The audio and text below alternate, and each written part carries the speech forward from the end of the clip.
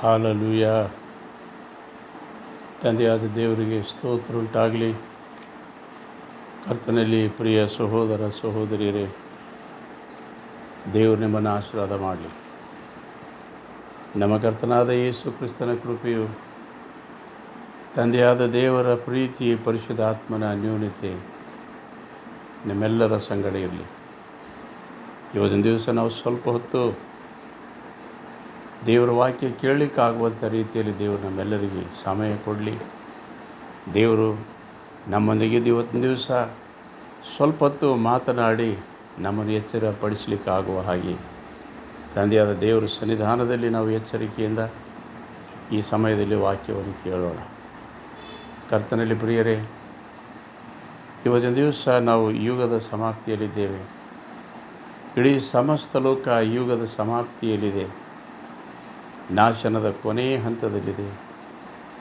ಯುಗ ನಾಶವಾಗಲಿಕ್ಕೆ ಕೆಲವೇ ದಿನಗಳು ಮಾತ್ರ ಉಳಿದಿವೆ. ನಮ್ಮ ಕರ್ತನಾದ ಯೇಸು ಕ್ರಿಸ್ತನು ಯಹಲೋಕಕ್ಕೆ ನ್ಯಾಯ ತೀರಿಸುವುದಕ್ಕೆ ಬರ್ತಕ್ಕಂಥ ದಿನ ಬಹಳ ಹತ್ತಿರದಲ್ಲಿದೆ. ಬಹಳ ಎಚ್ಚರಿಕೆಯಾಗಿರಬೇಕಾಗಿದೆ. ಯಾಕಂದರೆ ಇವತ್ತಿನ ದಿವಸ ನಾವು ನೋಡ್ತೇವೆ, ಎಲ್ಲ ಪ್ರವಾದನೆ ವಾಕ್ಯಗಳು ನೆರವೇರುತ್ತಾ ಬಂದಿವೆ. ಯುದ್ಧದ ಭೀತಿ ತುಂಬಿ ಹೋಗಿದೆ, ಬರಗಾಲಗಳು ತುಂಬಿ ಹೋಗಿವೆ, ರೋಗ ಬಾಧೆಗಳು ತುಂಬಿ ಹೋಗಿವೆ. ಇವತ್ತಿನ ದಿವಸ ನಾವು ನೋಡ್ತೀವಿ, ಜಗತ್ತು ಮೂಲುಗುತ್ತಾ ಇದೆ, ರಾಷ್ಟ್ರಗಳು ಮೂಲುಗುತ್ತಾ ಇವೆ. ಯಾವ ದೇಶದಲ್ಲಿಯೂ ಇವತ್ತಿನ ದಿವಸ ಸಮಾಧಾನ ಇಲ್ಲ. ಯುದ್ಧದ ಭೀತಿ ತುಂಬಿ ಹೋಗಿದೆ. ಇವತ್ತಿನ ದಿವಸ ಇಸ್ರಾಯೇಲ್ ದೇಶದ ಮೇಲೆ ಇರಾನ್ ಮಾಡ್ತಕ್ಕಂಥ ಯುದ್ಧವನ್ನು ನಾವು ನೋಡುವಾಗ ಇಷ್ಟು ಭಯಂಕರ ಆಗಿದೆ. ಮತ್ತು ಇಸ್ರಾಯೇಲರು ಸಹ ಏನು ಗೊತ್ತಾ, ಇರಾನ್ ಮೇಲೆ ಮಾಡ್ತಕ್ಕಂಥ ಯುದ್ಧ. ಈ ಮಧ್ಯದಲ್ಲಿ ಅಮೇರಿಕ ದೇಶವು ಸಹ ಏನು ಗೊತ್ತಾ, ಯುದ್ಧಕ್ಕಾಗಿ ಇಸ್ರಾಯೇಲರ ಸಹಾಯಕ್ಕಾಗಿ ನಿಂತಿದೆ.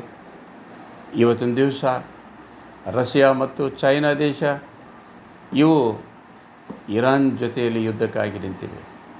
ನ್ಯೂಕ್ಲಿಯರ್ ಯುದ್ಧ ಆಗ್ತಕ್ಕಂಥ ಒಂದು ಪರಿಸ್ಥಿತಿ ಕೊನೆ ಹಂತದಲ್ಲಿದೆ. ಇವೆಲ್ಲ ನಾವು ನೋಡುವಾಗ ನಿಮ್ಮ ಕಣ್ಣುಗಳನ್ನು ಮೇಲೆತ್ತಿರಿ. ಯಾಕಂತಂದರೆ ಆ ದಿನ ಬಹಳ ಹತ್ತಿರ ಇದೆ, ಮನೆ ಬಾಗಿಲಲ್ಲ ಅದೇ ಎಂಬುದಾಗಿ ತಿಳ್ಕೊಳ್ಳಿರಿ.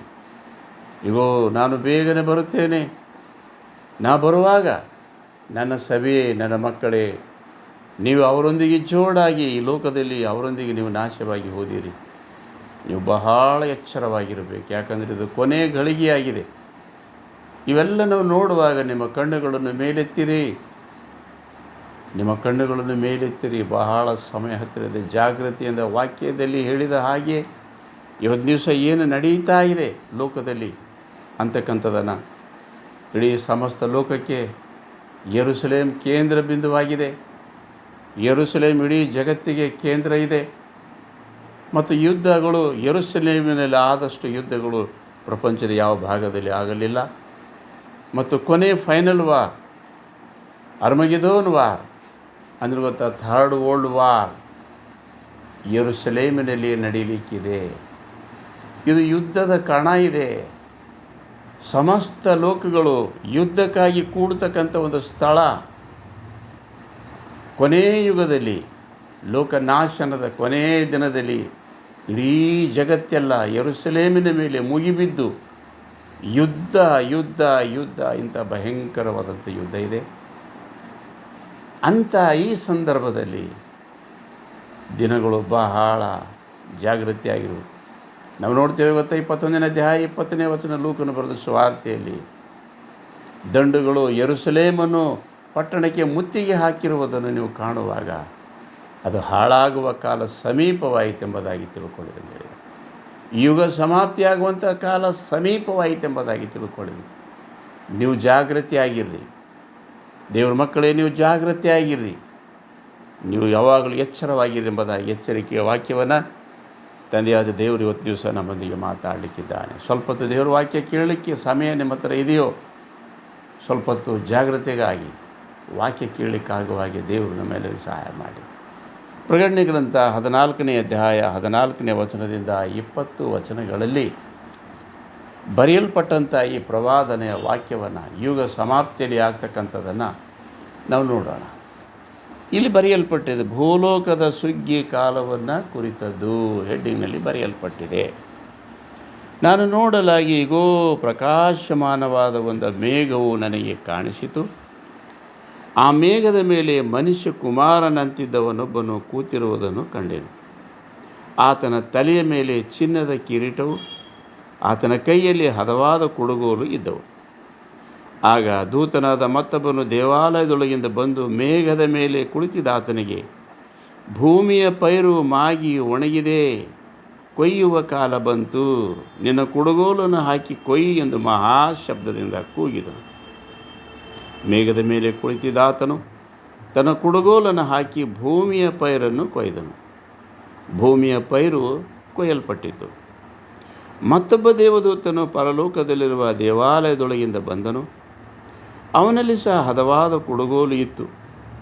ತರುವಾಯ ಬೆಂಕಿಗೆ ಅಧಿಕಾರಿಯಾದ ಇನ್ನೊಬ್ಬ ದೂತನು ಯಜ್ಞವೇದಿಯ ಬಳಿಯಿಂದ ಬಂದು ಆ ಹದವಾದ ಕುಡುಗೋಲಿನವನಿಗೆ, ನಿನ್ನ ಹದವಾದ ಕುಡುಗೋಲನ್ನು ಹಾಕಿ ಭೂಮಿಯ ದ್ರಾಕ್ಷಿ ಗೊಂಚಲುಗಳನ್ನು ಕೊಯ್ಯಿ, ಅದರ ಹಣ್ಣುಗಳು ಪೂರಾಮಾಗಿವೆ ಎಂದು ಮಹಾಶಬ್ದದಿಂದ ಕೂಗಿದನು.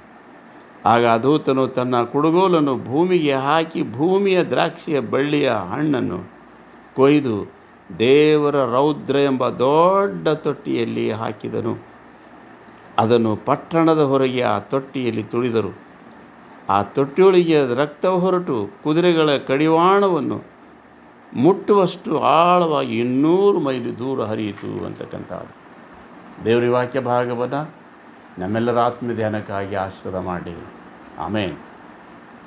ಕರ್ತನಲ್ಲಿ ಪ್ರಿಯರೇ, ಈ ವಾಕ್ಯ ಭಾಗವನ್ನು ನಾವು ನೋಡುವಾಗ ಭೂಲೋಕದ ಸುಗ್ಗಿಯ ಕಾಲವನ್ನು ಕುರಿತದು ಎಂಬುದಾಗಿ ಬರೆಯಲ್ಪಟ್ಟಿದೆ.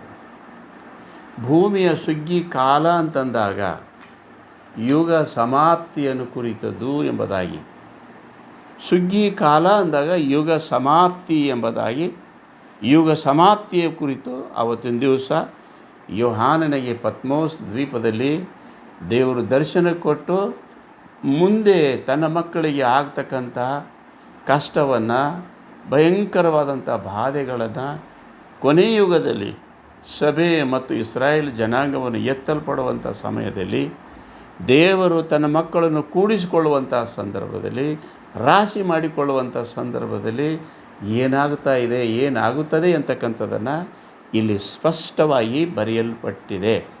ಯೋಹಾನನಿಗೆ ಇದನ್ನು ತಿಳಿಯಪಡಿಸಿದ್ದಾರೆ ತಂದೆಯಾದ ದೇವರು ಆವತ್ತಿನ ದಿವಸದಲ್ಲಿ. ಇಲ್ಲೇನು ಗೊತ್ತಾ, 14ನೇ ವಚನದಿಂದ ಈ 16ನೇ ವಚನದ ಭಾಗ ಅಲ್ಲಿಯವರೆಗೆ ಏನು ಗೊತ್ತಾ, ಒಂದು ಭಾಗ ಇಲ್ಲೇನು ಗೊತ್ತಂದರೆ ಭೂಮಿಯ ಪೈರನ್ನು ಕುರಿತು ಅಂತ ಬರೆಯಲ್ಪಟ್ಟಿದೆ. 15ನೇ ವಚನ, ಭೂಮಿಯ ಪೈರು ಮಾಗಿದೆ, ಭೂಮಿಯ ಪೈರು ಒಣಗಿದೆ, ಕೊಯ್ಯುವ ಕಾಲ ಬಂತು. ಭೂಮಿಯ ಪೈರು. ಮತ್ತು 17ನೇ ವಚನದಿಂದ 20 ವಚನಗಳವರೆಗೆ ಅಲ್ಲಿ ಬರೆಯಲ್ಪಟ್ಟದೆ ಗೊತ್ತಾ ಅಂದ್ರೆ ದ್ರಾಕ್ಷಿಯ ಗೊಂಚಲುಗಳನ್ನು ಕೊಯ್ಯತಕ್ಕಂಥ ಸಮಯ. ಭೂಮಿಯ ದ್ರಾಕ್ಷಿಯ ಗೊಂಚಲು ಮತ್ತು ಭೂಮಿಯ ಪೈರು, ಈ ಎರಡೂ ವಿಷಯಗಳನ್ನು ಕುರಿತು ಏನು ಗೊತ್ತಾ, ಅವತ್ತಿನ ದಿವಸ ಯೋಹಾನನಿಗೆ ತಂದೆಯಾದ ದೇವರು ಸ್ಪಷ್ಟವಾಗಿ ತಿಳಿಸಿದ್ದಾರೆ. ಈ ಭೂಮಿಯ ಪೈರು ಅಂದರೆ ಏನು?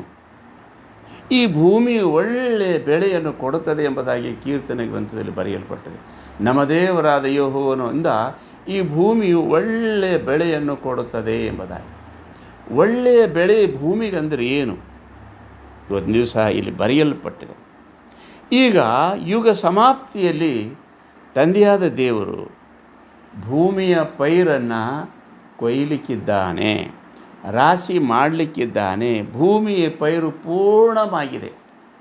ನಿಮ್ಮ ಕಣ್ಣುಗಳನ್ನು ಮೇಲೆತ್ತಿ ನೋಡಿರಿ, ಎಲ್ಲ ಹೊಲಗಳು ಮಾಗಿವೆ, ಎಲ್ಲ ತೆನೆಗಳು ರಾಶಿಗೆ ಬಂದು ನಿಂತಿವೆ. ಇವತ್ತಿನ ದಿವಸ ಅವುಗಳನ್ನು ಕೊಯ್ದು ರಾಶಿ ಮಾಡಿರಿ ಎಂಬುದಾಗಿ ದೇವದೂತನ ಅವತ್ತಿನ ದಿವಸ ಕೂಗಿ ಹೇಳುತ್ತಾ ಇದ್ದಾನೆ. ಒಬ್ಬಾತನು ಮೇಘ ಮಂಡಲದ ಮೇಲೆ ಆತನು ಕುಳಿತಿದ್ದಾನೆ. ಆತನ ಕೈಯಲ್ಲಿ ಏನು ಗೊತ್ತಾ, ಒಂದು ಕುಡುಗೋಲು ಇದೆ, ಹದವಾದಂಥ ಕುಡುಗೋಲಿದೆ. ಆ ಕುಡುಗೋಲಿನವನಿಗೆ ಈ ದೇವದೂತನು ಹೇಳುತ್ತಾ ಇದ್ದಾನೆ, ಭೂಮಿಯ ಪೈರು ಪೂರ್ಣವಾಗಿದೆ. ದೇವರ ಆಲಯದೊಳಗಿಂದ ಒಬ್ಬ ದೇವದೂತನು ಬರ್ತಾ ಇದ್ದಾನೆ. ಈ ಒಂದು ಮುಗಿಲಿನ ಮೇಲೆ ಕುಳಿತಿರ್ತಕ್ಕಂಥ ಮನುಷ್ಯ ಕುಮಾರನಂತಿರುವವನನ್ನು ಈ ದೂತನು ಸಮೀಪಿಸಿ ಹೇಳ್ತಾ ಇದ್ದಾನೆ, ಭೂಮಿಯ ಪೈರು ಮಾಗಿದೆ, ಪೂರ್ಣವಾಗಿದೆ, ಒಣಗಿದೆ, ಕೊಯ್ಯುವ ಕಾಲ ಬಹಳ ಹತ್ತಿರ ಬಂತು ಎಂಬುದಾಗಿ ಕೂಗುತ್ತಾ ಇದ್ದಾನೆ. ಮತ್ತು ಅವನು ಆ ಭೂಮಿಯ ಪೈರನ್ನು ತನ್ನ ಕುಡುಗೋಲಿನಿಂದ ಕೊಯ್ದನು ಎಂಬುದಾಗಿ ನೋಡಿ. 17ನೇ ವಚನದಲ್ಲಿ ಮತ್ತೊಬ್ಬನು ದೇವಾಲಯದೊಳಗಿಂದ ಬಂದನು, ಅವನಲ್ಲಿ ಸಹ ಹದವಾದಂಥ ಕುಡುಗೋಲು ಇತ್ತು. ಅವ ಯಜ್ಞವೇದಿಯ ಬಳಿಯಿಂದ ಬರ್ತಾ ಇದ್ದಾನೆ. ಅವನು ಯಜ್ಞವೇದಿಯ ಬಳಿಯಿಂದ ಬಂದು ಆ ಹದವಾದ ಕುಡುಗೋಲನ್ನು ಹೊಂದಿರತಕ್ಕಂಥ ಅವನಿಗೆ ಹೇಳ್ತಾ ಇದ್ದಾನೆ ಗೊತ್ತಾ, ಭೂಮಿಯ ದ್ರಾಕ್ಷಿ ಗೊಂಚಲು ಪೂರವಾಗಿವೆ, ಈಗ ಅವುಗಳನ್ನು ರಾಶಿ ಮಾಡ್ತಕ್ಕಂಥ ಸಮಯ ಬಹಳ ಹತ್ತಿರ ಆಯಿತು, ಎಂಬುದಾಗಿ ಹೇಳ್ತಾ ಇದ್ದಾನೆ. ದೇವ್ರ ಮಕ್ಕಳೇ, ಸುಗ್ಗಿ ಕಾಲ ಅಂದರೆ ಏನು? ಯುಗ ಸಮಾಪ್ತಿ, ಭೂಮಿ ಸುಗ್ಗಿ ಕಾಲ. The time of reap has come, the harvest of the earth is ripe. ಸಂಪೂರ್ಣವಾಗಿದೆ, ಬಹಳವಾಗಿದೆ. ಈಗೇನು ಗೊತ್ತಾ, ಎಲ್ಲ ತೆನೆಗಳನ್ನು ಕೂಡಿಸು. ಇಲ್ಲಿ ಹೇಳ್ತಾನೆ ಗೊತ್ತಾ, it refers to the gather of the righteous at the return of Christ. ತಂದೆಯಾದ ದೇವರು ಬರುವುದಕ್ಕಿಂತ ಮುಂಚೆ ಎಲ್ಲ ಜನಾಂಗವನ್ನೇನು ಗೊತ್ತಂದ್ರೆ ನೀತಿವಂತರನ್ನು ಒಂದು ಸ್ಥಳದಲ್ಲಿ ಕೂಡಿಸು ಎಂಬುದಾಗಿ, ನೀತಿವಂತರಿಗೆ ರಾಶಿ ಮಾಡಿಕೋ ಎಂಬುದಾಗಿ ಹೇಳುತ್ತಾ ಇದ್ದಾರೆ. ಭೂಮಿಯ ಪೈರು ಎಂಬುದಾಗಿ ಹೇಳುವಾಗ ಕರ್ತನಲ್ಲಿ ಪ್ರಿಯರೇ, ಯಾವುದೇ ಪೈರು ರಾಶಿ ಮಾಡಬೇಕಾದ್ರೆ ಅದು ಮೊದಲು ಕೊಯ್ಯಬೇಕು. ಕೊಯ್ದಿದ ಮೇಲೇನು ಗೊತ್ತು, ಅದಕ್ಕೆ ಸರಿಯಾಗಿ ಬಡಿಬೇಕು. ಸರಿಯಾಗಿ ಬಡಿದಿದ ಮೇಲೇನು ಗೊತ್ತಂತಂದ್ರೆ ಹೊಟ್ಟು ಒಂದು ಕಡೆ, ರಾಶಿ ಒಂದು ಕಡೆ ಏನು ಗೊತ್ತಂದ್ರೆ ಆಗ್ಲಕ್ಕದ. ತಂದೆಯಾದ ದೇವರು ಹೊಟ್ಟನ್ನು ಏನು ಗೊತ್ತಾ ಆರದ ಬೆಂಕಿಯಲ್ಲಿ ಸುಟ್ಟು ಬಿಡ್ತಾನೆ. ಆಮೇಲೆ ಏನು ಗೊತ್ತಾ, ಆ ಗಟ್ಟಿಯಾಗಿರ್ತಕ್ಕಂಥ ಕಾಳನ್ನು ತನ್ನ ಕಣಜದಲ್ಲಿ ತುಂಬಿಟ್ಟುಕೊಳ್ಳುತ್ತಾನೆ ಎಂಬುದಾಗಿ ನಾವು ನೋಡ್ತೇವೆ. ಗೊತ್ತಂದ್ರೆ ಮತ್ತಾಯನ ಬರೆದ ಸುವಾರ್ತೆ 3:12 ಬರೆಯಲ್ಪಟ್ಟಿದೆ. ಆತನು ಮರವನ್ನು ಕೈಯಲ್ಲಿ ಹಿಡಿದಿದ್ದಾನೆ, ಆತನು ಮೆಟ್ಟು ನಾಲಿಗೆಯ ಮೇಲೆ ನಿಂತಿದ್ದಾನೆ, ಆತನು ತೂರ್ತಾ ಇದ್ದಾನೆ. ಗಟ್ಟಿಯಾಗಿರ್ತಕ್ಕಂಥದ್ದನ್ನು ತನ್ನ ಕಣಜದಲ್ಲಿ ತುಂಬಿಕೊಳ್ಳುತ್ತಾನೆ, ಹೊಟ್ಟಾಗಿರ್ತಕ್ಕಂಥದ್ದನ್ನು ಆತನು ಆರದ ಬೆಂಕಿಯಲ್ಲಿ ಸುಟ್ಟು ಹಾಕುತ್ತಾನೆ ಅಂತಕ್ಕಂಥದ್ದು. ನೀತಿವಂತರನ್ನು ಆಯ್ದುಕೊಳ್ಳುತ್ತಾ ಇದ್ದಾನೆ. ಲೋಕದ ಮಧ್ಯದೊಳಗಿರ್ತಕ್ಕಂಥ ನೀತಿವಂತರನ್ನು ಈ ಲೋಕದಿಂದ ಆತನು ತೆಗೆದುಕೊಳ್ಳುತ್ತಾ ಇದ್ದಾನೆ. ರಾಶಿ ಆಗಬೇಕಾದ್ರೆ ತೆನೆ ಬಡಿಯದ ಹೊರತು ಅದು ರಾಶಿ ಆಗಲ್ಲ. ಆ ತೆನೆಗೆ ಕಷ್ಟ ಆಗದ ಹೊರತು ಬೀಜ ಹೊರಕ್ಕೆ ಬರಲ್ಲ. ಬೀಜ ಹೊರಕಾಗಬೇಕಾದ್ರೆ, ಹೊಟ್ಟು ಬೇರೆ ಆಗಬೇಕಾದ್ರೆ ಅದಕ್ಕೆ ಕಷ್ಟ ಆಗಲಿಕ್ಕೆ ಬೇಕು. ಕಷ್ಟ ಆದರೂ ಮಾತ್ರ ಏನು ಗೊತ್ತಾ, ಅದು ಬೀಜ ಆಗ್ಲಿಕ್ಕೆ ಸಾಧ್ಯ ಅದ. ಒಂದು ವೇಳೆ ಅದಕ್ಕೆ ಹೊಡಿಲಾರ್ದು ಹೋದ್ರೆ ಗೊತ್ತಾ, ಅದು ಬೀಜ ಆಗ್ಲಿಕ್ಕೆ ಸಾಧ್ಯನೇ ಇಲ್ಲ ಅಂತಕ್ಕಂಥದ್ದನ್ನು ನಾವು ನೋಡ್ತೇವೆ. ಕರ್ತನಲ್ಲಿ ಪ್ರಿಯರೇ, ಇವತ್ತಿನ ದಿವಸ ಏನು ಗೊತ್ತಂತಂದ್ರೆ, ಭೂಮಿಯ ಪೈರು ಅಂದರೆ ಯಾರು? ಇದನ್ನು ಬಹಳ ಸರಿಯಾಗಿ ನಾವು ತಿಳ್ಕೊಳ್ಬೇಕಾಗಿದೆ. ಪ್ರಕಟಣೆ ಗ್ರಂಥ. ಭೂಮಿಯ ಪೈರು ಅಂದರೆ ಯಾರು? ಭೂಮಿಯಲ್ಲಿರ್ತಕ್ಕಂಥ ನೀತಿವಂತರು ಯಾರು? ಯಾರ್ಯಾರು ಯೇಸು ಕ್ರಿಸ್ತನನ್ನು ನಂಬಿದಾರೋ, ಯಾರ್ಯಾರು ಕ್ರಿಸ್ತನ ಸುವಾರ್ತೆಯನ್ನು ಸ್ವೀಕಾರ ಮಾಡಿದ್ದಾರೋ, ಯಾರ್ಯಾರು ಆತನನ್ನು ತನ್ನ ಸ್ವಂತ ರಕ್ಷಕನನ್ನು ಅಂಗೀಕಾರ ಮಾಡಿದ್ದಾರೋ, ಈ ಲೋಕದಲ್ಲಿದ್ದಾರೋ, ಅವರನ್ನು ಈ ಲೋಕದಿಂದ ಎತ್ತಿಕೊಳ್ಳುವುದಕ್ಕೋಸ್ಕರವಾಗಿ, ಈ ಲೋಕದಿಂದ ಬೇರ್ಪಡಿಸುವುದಕ್ಕೋಸ್ಕರವಾಗಿ, ಈ ಹೊಟ್ಟಾಗಿರ್ತಕ್ಕಂಥ ಈ ಪ್ರಪಂಚ, ನಾಶವಾಗಿ ಹೋಗ್ತಕ್ಕಂಥ ಈ ಪ್ರಪಂಚದಿಂದ ತನ್ನ ಮಕ್ಕಳನ್ನು ರಾಶಿ ಮಾಡಿಕೊಳ್ಳುವುದಕ್ಕೆ ಆತನು ನಾಳಿನ ದಿವಸ ಬರ್ತಾ ಇದ್ದಾನೆ. ಕರ್ತನಲ್ಲಿ ಪ್ರಿಯರೇ, ಒಂದು ಗೋಧಿ ತೆನೆ ಬಡಿಯದ ಹೊರತು ಅದು ಬೀಜ ಆಗಲ್ಲ. ಅದಕ್ಕೆ ಬಡಿಲೇಬೇಕು. ಅದು ಬಡ್ದಾಗ ಮಾತ್ರ ಏನು ಗೊತ್ತಂದ್ರೆ ಅದು ರಾಶಿ ಆಗ್ಲಿಕ್ಕೆ ಸಾಧ್ಯ. ಅದು ಒಂದು ವೇಳೆ ಬಡ್ದಿಲ್ಲ ಅಂತಂದ್ರೆ ರಾಶಿ ಆಗಲ್ಲ. ಅದಕ್ಕೆ ಭಾಳ ಸರಿಯಾಗಿ ಗೋಧಿ ತೆನೆ ಬಡಿಬೇಕಾಯ್ತು. ಈವನ್ ಜೋಳ ತೆನೆ ಬಡಿಬೇಕಾದ್ರೂ ಕಾಳು ಆ ತೆನೆಗೆ ಎಷ್ಟು ಕಷ್ಟ ಆಗ್ತದೆ. ಅದು ಎತ್ತಿನ ಕಾಲಕ್ಕೆ ಹಾಕಿ ತುಳಿಸ್ಬೇಕು. ತುಳಿಸಿ ಏನಂದ್ರೆ ಆವಾಗ ಬೀಜ ಆಗ್ತದೆ. ಆಮೇಲೆ ತೂರಿದ ಮೇಲೆ ಗೊತ್ತಾ, ಹೊಟ್ಟು ಒಂದು ಕಡೆ, ಬೀಜ ಒಂದು ಕಡೆ ಆತನು ಆರಿಸಿಕೊಳ್ಳುವ ಹಾಗೆ ಯುಗ ಸಮಾಪ್ತಿಯಲ್ಲಿ ಕ್ರೈಸ್ತ ಸಭೆಯನ್ನು ಆತನು ಕಷ್ಟಕ್ಕೆ ಒಳಪಡಿಸಿ, ಶ್ರಮೆ ಸಂಕಷ್ಟಕ್ಕೆ ಒಳಪಡಿಸಿ ರಾಶಿ ಮಾಡಿಕೊಳ್ಳುತ್ತಾನೆ. ಇದು ನಮಗೆ ತಿಳ್ಕೊಬೇಕಾಗಿದೆ. ಕ್ರೈಸ್ತರ ಜೀವಮಾನ ಏನು ಗೊತ್ತಾ, ಬಹಳ ಶ್ರೇಷ್ಠವಾದ ಜೀವಮಾನ ಯಾವಾಗ ಅದು ಗೊತ್ತಾ? ಬೀಜ ಆದಾಗ. ಬೀಜ ಆಗಬೇಕಾದ್ರೆ ಅದಕ್ಕೆ ಶ್ರಮೆ ಸಂಕಷ್ಟ ಆಗಲಿಕ್ಕೆ ಬೇಕು.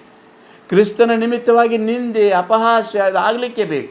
ನಮ್ಮ ಕರ್ತನಾದ ಯೇಸು ಕ್ರಿಸ್ತನಿಗೆ ನಿಂದೆ ಅಪಹಾಸ್ಯ ಶಿಲುಬೆ ಮೇಲೆ ಆದ ಹಾಗೆ ಕ್ರೈಸ್ತ ಸಭೆ ಹಿಂಸೆಗೆ ಒಳಗಾಗಿ ಮೊದಲನೇ ಶತಮಾನದಲ್ಲಿ ಆದಂಥ ಹಿಂಸೆ ಕೊನೆಯ ಯುಗದಲ್ಲಿ ಕ್ರೈಸ್ತ ಸಭೆ ಇಂಥ ಭಯಂಕರವಾದ ಬಾಧೆಗೆ ಒಳಗಾಗಿ ಶ್ರಮೆ ಸಂಕಷ್ಟಗಳುಂಟಾಗ್ತವೆ. ನಿಮ್ಗೆ ಗೊತ್ತಿರಬೇಕು, ಕ್ರೈಸ್ತ ಸಭೆ ಮುದ್ರೆ ಹಾಕಿಸಿಕೊಳ್ಳುವಂಥ ಕಾಲ ಇದೆ. ಪ್ರಕಟಣೆ ಗ್ರಂಥದಲ್ಲಿ ಯಾವಾಗಲೂ ನನಗೆ ಗೊತ್ತಂದರೆ 2 ಭಾಗ ಇದೆ. ಒಂದು ಮುದ್ರೆ ಒತ್ತಿಸ್ಕೊಳ್ತಕ್ಕಂಥ ಒಂದು, ಇನ್ನೊಂದು ನನಗೆ ಗೊತ್ತ ತುತ್ತೂರಿ ಊರತಕ್ಕಂಥದ್ದು. 7 ತುತ್ತೂರಿಗಳವ, 7 ಮುದ್ರೆಗಳವ. 7 ಮುದ್ರೆಗಳಲ್ಲಿ ಕ್ರೈಸ್ತ ಸಭೆಯನ್ನು ಮುದ್ರಿಸ್ತಕ್ಕಂಥ, ಈ ಕಡೆ ಸೈತಾನನು ಮುದ್ರೆ ಹಾಕ್ತಾ ಇದ್ದಾನೆ, ಈ ಕಡೆ ದೇವರು ಮುದ್ರೆ ಹಾಕ್ತಾ ಇದ್ದಾನೆ. ತನ್ನ ಮಕ್ಕಳಿಗೆ ಪವಿತ್ರಾತ್ಮನ ಮುದ್ರೆ ಹಾಕ್ತಾ ಇದ್ದಾನೆ. ಸೈತಾನನು ಗೊತ್ತಾ 660 ಮುದ್ರೆ ಹಾಕ್ತಾ ಇದ್ದಾನೆ. ಸೊ ಇಂಥ ಈ ಲೋಕದಲ್ಲಿ ದೇವರ ಮಕ್ಕಳು ಸಿಲುಕಿಕೊಂಡಿದ್ದಾರೆ. ಸೈತಾನನ ಸಮಾಜದಲ್ಲಿ, ಈ ಕೆಟ್ಟು ಹೋದಂಥ ಲೋಕದಲ್ಲಿ ದೇವರ ಮಕ್ಕಳು ಸಿಕ್ಕಿಕೊಂಡಿದ್ದಾರೆ. ನಿಜವಾದಂಥ ದೇವರ ಮಕ್ಕಳು ಯಾರಿದ್ದಾರೆ ಅವರನ್ನು ಸೋಸುವುದಕ್ಕಾಗಿ, ಅವರನ್ನು ಶೋಧಿಸುವುದಕ್ಕಾಗಿ, ಅವರನ್ನು ಶ್ರಮೆ ಸಂಕಷ್ಟಗಳಿಂದ ಪರೀಕ್ಷಿಸುವುದಕ್ಕಾಗಿ ಅವರೆಲ್ಲರನ್ನು ಏನು ಮಾಡ್ತಾರೆ ಗೊತ್ತಾ, ಶ್ರಮೆ ಸಂಕಷ್ಟಗಳಿಗೆ ಗುರಿಪಡಿಸಿ ಕೊನೆಯವರೆಗೆ ತಾಳುವವನು. ಇದರಲ್ಲಿ ಏನು ಗೊತ್ತಾ, ದೇವರ ಆಜ್ಞೆಗಳನ್ನು ಯೇಸುವಿನ ಮೇಲೆ ನಂಬಿಕೆಯನ್ನು ಕೈಕೊಂಡು ನಡೆಯುತ್ತಿರುವ ದೇವ ಜನರ ತಾಳ್ಮೆ ತೋರಿ ಬರುತ್ತದೆ.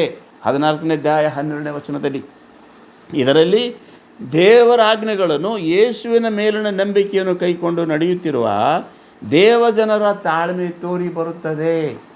ಕ್ರೈಸ್ತರೇ, 666 ಹಾಕಿಕೊಳ್ತಕ್ಕಂಥ ದಿನ ಈಗಾಗಲೇ ಬಂದಿದೆ. ಈಗಾಗಲೇ ನಾವೆಲ್ಲರೂ 666ರ ಮುದ್ರೆಯಲ್ಲೇ ಇದ್ದೇವೆ. ಕ್ರಿಸ್ತನ ಮುದ್ರೆ ನಮಗಿನ್ನೂ ಬಂದೇ ಇಲ್ಲ. ಪವಿತ್ರಾತ್ಮನ ಮುದ್ರೆ ನಮಗಿನ್ನೂ ಸಿಕ್ಕೇ ಇಲ್ಲ. ಎಲ್ಲಿ ತನಕ ಕ್ರಿಸ್ತನ ಮುದ್ರೆ ನಮ್ಮ ಮೇಲೆ ಬರೋದಿಲ್ಲ, ಅಲ್ಲಿ ತನಕ ನಮ್ಮ ಮೇಲೆ ಏನಾಗಿರ್ತದೆ ಗೊತ್ತಾ, 666 ಮುದ್ರೆ ಇರ್ತದೆ. ಇವತ್ತಿನ ದಿವಸ ಗೊತ್ತಾ, ಕ್ರೈಸ್ತ ಸಭೆಯ ನಂಬಿಕೆಯನ್ನು ಪರೀಕ್ಷಿಸುವುದಕ್ಕಾಗಿ, ಯೇಸು ಕ್ರಿಸ್ತನ ನಂಬಿಕೆ ಇಟ್ಟಿರ್ತಕ್ಕಂಥ ಕ್ರೈಸ್ತರನ್ನು ಪರೀಕ್ಷಿಸುವುದಕ್ಕಾಗಿ ಇಂಥ ಹಿಂಸೆ ತಾಳ್ಮೆ ಬರ್ತಾ ಇರ್ತದೆ ಎಂಬುದಾಗಿ ಬರೆಯಲ್ಪಟ್ಟದೆ. ಇಲ್ಲಿ ಬರೆಯಲ್ಪಟ್ಟದ 14ನೇ ಅಧ್ಯಾಯದ 9ರಿಂದ ಕೆಲವು ಬರೆಯಲ್ಪಟ್ಟದೆ ಎಂದು ಗೊತ್ತಾ. ಆತನ ಹಿಂದೆ 3ನೇವನಾದ ದೇವದೂತನು ಬಂದು ಯಾವನಾದರೂ ಮೊದಲನೇ ಮೃಗಕ್ಕೂ ಅದರ ವಿಗ್ರಹಕ್ಕೂ ನಮಸ್ಕಾರ ಮಾಡಿ ತನ್ನ ಹಣೆಯ ಮೇಲಾಗಲಿ ಕೈಯ ಮೇಲಾಗಲಿ ಗುರುತು ಹಾಕಿಸಿಕೊಂಡರೆ ಅವನು ಸಹ ದೇವರ ಕೋಪವೆಂಬ ಪಾತ್ರೆಯಲ್ಲಿ ಏನೂ ಬೆರೆಸದೆ ಹಾಕಿದ ದೇವರ ರೌದ್ರ ಎಂಬ ದ್ರಾಕ್ಷರಸವನ್ನು ಕುಡಿಯುವನು. ಪರಿಶುದ್ಧ ದೇವದೂತರ ಮುಂದೆಯೂ ಯಜ್ಞದ ಕುರಿ ಆದಾತನ ಮುಂದೆಯೂ ಬೆಂಕಿಯಿಂದಲೂ ಗಂಧಕದಿಂದಲೂ ಯಾತನೆ ಪಡುವವರು, ಅಂಥವರ ಯಾತನೆ ಯುಗ ಯುಗಾಂತರಗಳಲ್ಲಿಯೂ ಇರುತ್ತಾ ಹೋಗುತ್ತದೆ. ಮೃಗಕ್ಕೂ ಮತ್ತು ವಿಗ್ರಹಕ್ಕೆ ನಮಸ್ಕಾರ ಮಾಡುವವರು, ಅದರ ಹೆಸರನ್ನು ಸೂಚಿಸುವ ಗುರುತನ್ನು ಹಾಕಿಸಿಕೊಂಡವರೆಲ್ಲರೂ ಹಗಲಿರುಳು ಉಪಶಮನ ಇಲ್ಲದೆ ಯಾತನೆ ಪಡುವರು ಎಂಬುದಾಗಿ ಬರೆಯಲ್ಪಟ್ಟಿದೆ. ಒಂದು ವೇಳೆ ಆ ಮುದ್ರೆ ನೀವು ಹಾಕಿಸ್ಕೊಂಡಾದಾಗ ನಿನಗೆ ಭಯಂಕರವಾದಂಥ ಏನು ಗೊತ್ತಾ, ಹಾಕಿಸಿಕೊಳ್ಳಾರ್ದು ಹೋದ ನಿನಗೆ ಭಯಂಕರ ಕಷ್ಟ ಇದೆ. ಹಾಕಿಸಿಕೊಂಡವ್ರಿಗೆ ಏನದು ಗೊತ್ತಾ, ರಾತ್ರಿ ಹಗಲು ಏನು ಗೊತ್ತಾ, ಅಲ್ಲಿ ಆ ಮೃಗದ ಗುರುತು ಹಾಕಿಸಿಕೊಂಡು ಬೆಂಕಿಯ ಕೆರೆಯಲ್ಲಿದೆ. ಕ್ರೈಸ್ತರು 660 ಮುದ್ರೆ ಹಾಕಿಕೊಳ್ಳಬಾರದು ಎಂಬುದಾಗಿ ಬರೆಯಲ್ಪಟ್ಟಿದೆ. ಇದರ ಎಚ್ಚರಿಕೆ ಯಾರಿಗಾದರೂ ಇದೆಯೋ? ಅದರಿಂದ ನಿಮ್ಮನ್ನು ಬಿಡಿಸಬೇಕಾದ್ರೆ ಎಷ್ಟು ಕಷ್ಟ ಇದೆ ದೇವರಿಗೆ. ಒಂದು ಸಾರಿ ನಿಮ್ಮನ್ನು ಪಾಪದಿಂದ ಬಿಡಿಸುವುದಕ್ಕೋಸ್ಕರವಾಗಿ ಶಿಲುಬೆಯ ಮರಣವನ್ನು ಅನುಭವಿಸಿದ. ಈಗ ಈ ಲೋಕದಲ್ಲಿ ನೀವು 660 ಮುದ್ರೆಯಲ್ಲಿ ಸಿಲುಕಿಕೊಂಡಾಗ ನಿಮ್ಮನ್ನು ಬಿಡಿಸೋದಕ್ಕೋಸ್ಕರವಾಗಿ ಆತನು ಏನು ಮಾಡಬೇಕಾಗಿದೆ? ಪ್ರಾಣವನ್ನೇ ಕೊಟ್ಟು ಹೋದ. ಈಗೇನು ಗೊತ್ತಾ, ನಿಮ್ಮನ್ನು ಬಿಡಿಸಬೇಕಾದ್ರೆ ಏನು ಮಾಡಬೇಕಾಗಿದೆ ಆತ? ಕರ್ತನಲ್ಲಿ ಪ್ರಿಯರೇ, ಭಯಂಕರ ಕಷ್ಟ ಇದೆ. ಇನ್ನೇನು ಮಾಡಲಿ? ನಿಮ್ಮ ರಕ್ಷಣೆಗೋಸ್ಕರ ನಾ ಏನು ಮಾಡಬೇಕಾಗಿತ್ತು? ಆದರೆ ಇವತ್ತು ನೀವು ಇಂಥ ಒಂದು ಪರಿಸ್ಥಿತಿಯಲ್ಲಿ ಅದರಿಂದ ಬಿಡಿಸುವುದಕ್ಕಾಗಿ ತಂದೆಯಾದ ದೇವರು ಏನು ಮಾಡ್ತಾನೆ ಗೊತ್ತಾ, ನಿಮ್ಮನ್ನು ಗೋಧಿಯ ತೆನೆಯ ಹಾಗೆ ಒನೆದು, ಅಂದರೆ ಗೊತ್ತಾ, ಹೊಡೆದು ಗೋಧಿ ಹೊಟ್ಟು ಬೇರೆ ಮಾಡುವ ಹಾಗೆ ಪರೀಕ್ಷೆ ಮಾಡುವಂಥ ದಿನ ಬರುತ್ತದೆ. ಕ್ರೈಸ್ತ ಸಭೆ ಬರುತ್ತದೆ. ನಮ್ಮ ಕರ್ತನು ಮೇಘದಲ್ಲಿ ತುತ್ತೂರಿ ಮಹಾಶಬ್ದದೊಡನೆ ಬರುವಾಗ ಭಯಂಕರವಾದಂಥ ಬಾಧೆ ಕ್ರೈಸ್ತ ಸಭೆಯ ತಲ್ಪಡುತ್ತದೆ. ಯಾರ ಮೇಲೆ ತಲ್ಪಡ್ತದೆ? ಗೋಧಿಯಾಗಿರ್ತಕ್ಕಂಥ ಬೀಜ ಆಗಿರ್ತಕ್ಕಂಥವ್ರಿಗೆ ತಲ್ಪಡ್ತಾರೆ. ಪವಿತ್ರಾತ್ಮ ಇದ್ದಂಥವ್ರಿಗೆ ತಲ್ಪಡ್ತಾರೆ. ಭೂಮಿ ಹೊಟ್ಟಾಗಿರ್ತಕ್ಕಂಥವ್ರು ಭೂಮಿ ಮೇಲೆ ಇಳಿತಾರೆ. ಅವ್ರೇನು ಗೊತ್ತಾ, ನಾಶವಾಗೋದಕ್ಕಾಗಿರ್ತಾರೆ ಎಂಬುದಾಗಿ ವಾಕ್ಯದಲ್ಲಿ ಬರೀ. ಅದಕ್ಕೆ ಏನು ಗೊತ್ತಾ, ಭೂಮಿಯ ಪೈರು ಮಾಗಿ ಒಣಗಿದೆ. ಇವತ್ತು ದಿವಸ ಕ್ರೈಸ್ತ ಸಭೆ ಪೂರ್ಣ ಮಾಗಿದೆ. ಲೋಕದಲ್ಲಿರ್ತಕ್ಕಂಥ ಕ್ರೈಸ್ತ ಸಭೆಗಳು ಏನಾಗಿ ಹೋಗಿವೆ, ಒಂದೊಂದು ಸಭೆಯ ಪರಿಸ್ಥಿತಿಗಳು ಏನಾಗಿ ಹೋಗಿವೆ. ಇವತ್ತಿನ ದಿವಸ ಬೀಜ ಇದೆಯೋ ಅಥವಾ ಹೊಟ್ಟಿದೆಯೋ ಮಿಕ್ಸ್ ಇದೆ, ಲೋಕದಲ್ಲಿ ಕಲಿತು ಹೋಗಿದೆ. ನಿಮ್ಮನ್ನು ಬಿಡಿಸಬೇಕಾದ್ರೆ ಶ್ರಮೆ ಸಂಕಷ್ಟ ಇಲ್ಲದೆ ಬಿಡಿಸ್ಲಿಕ್ಕಾಗಲ್ಲ.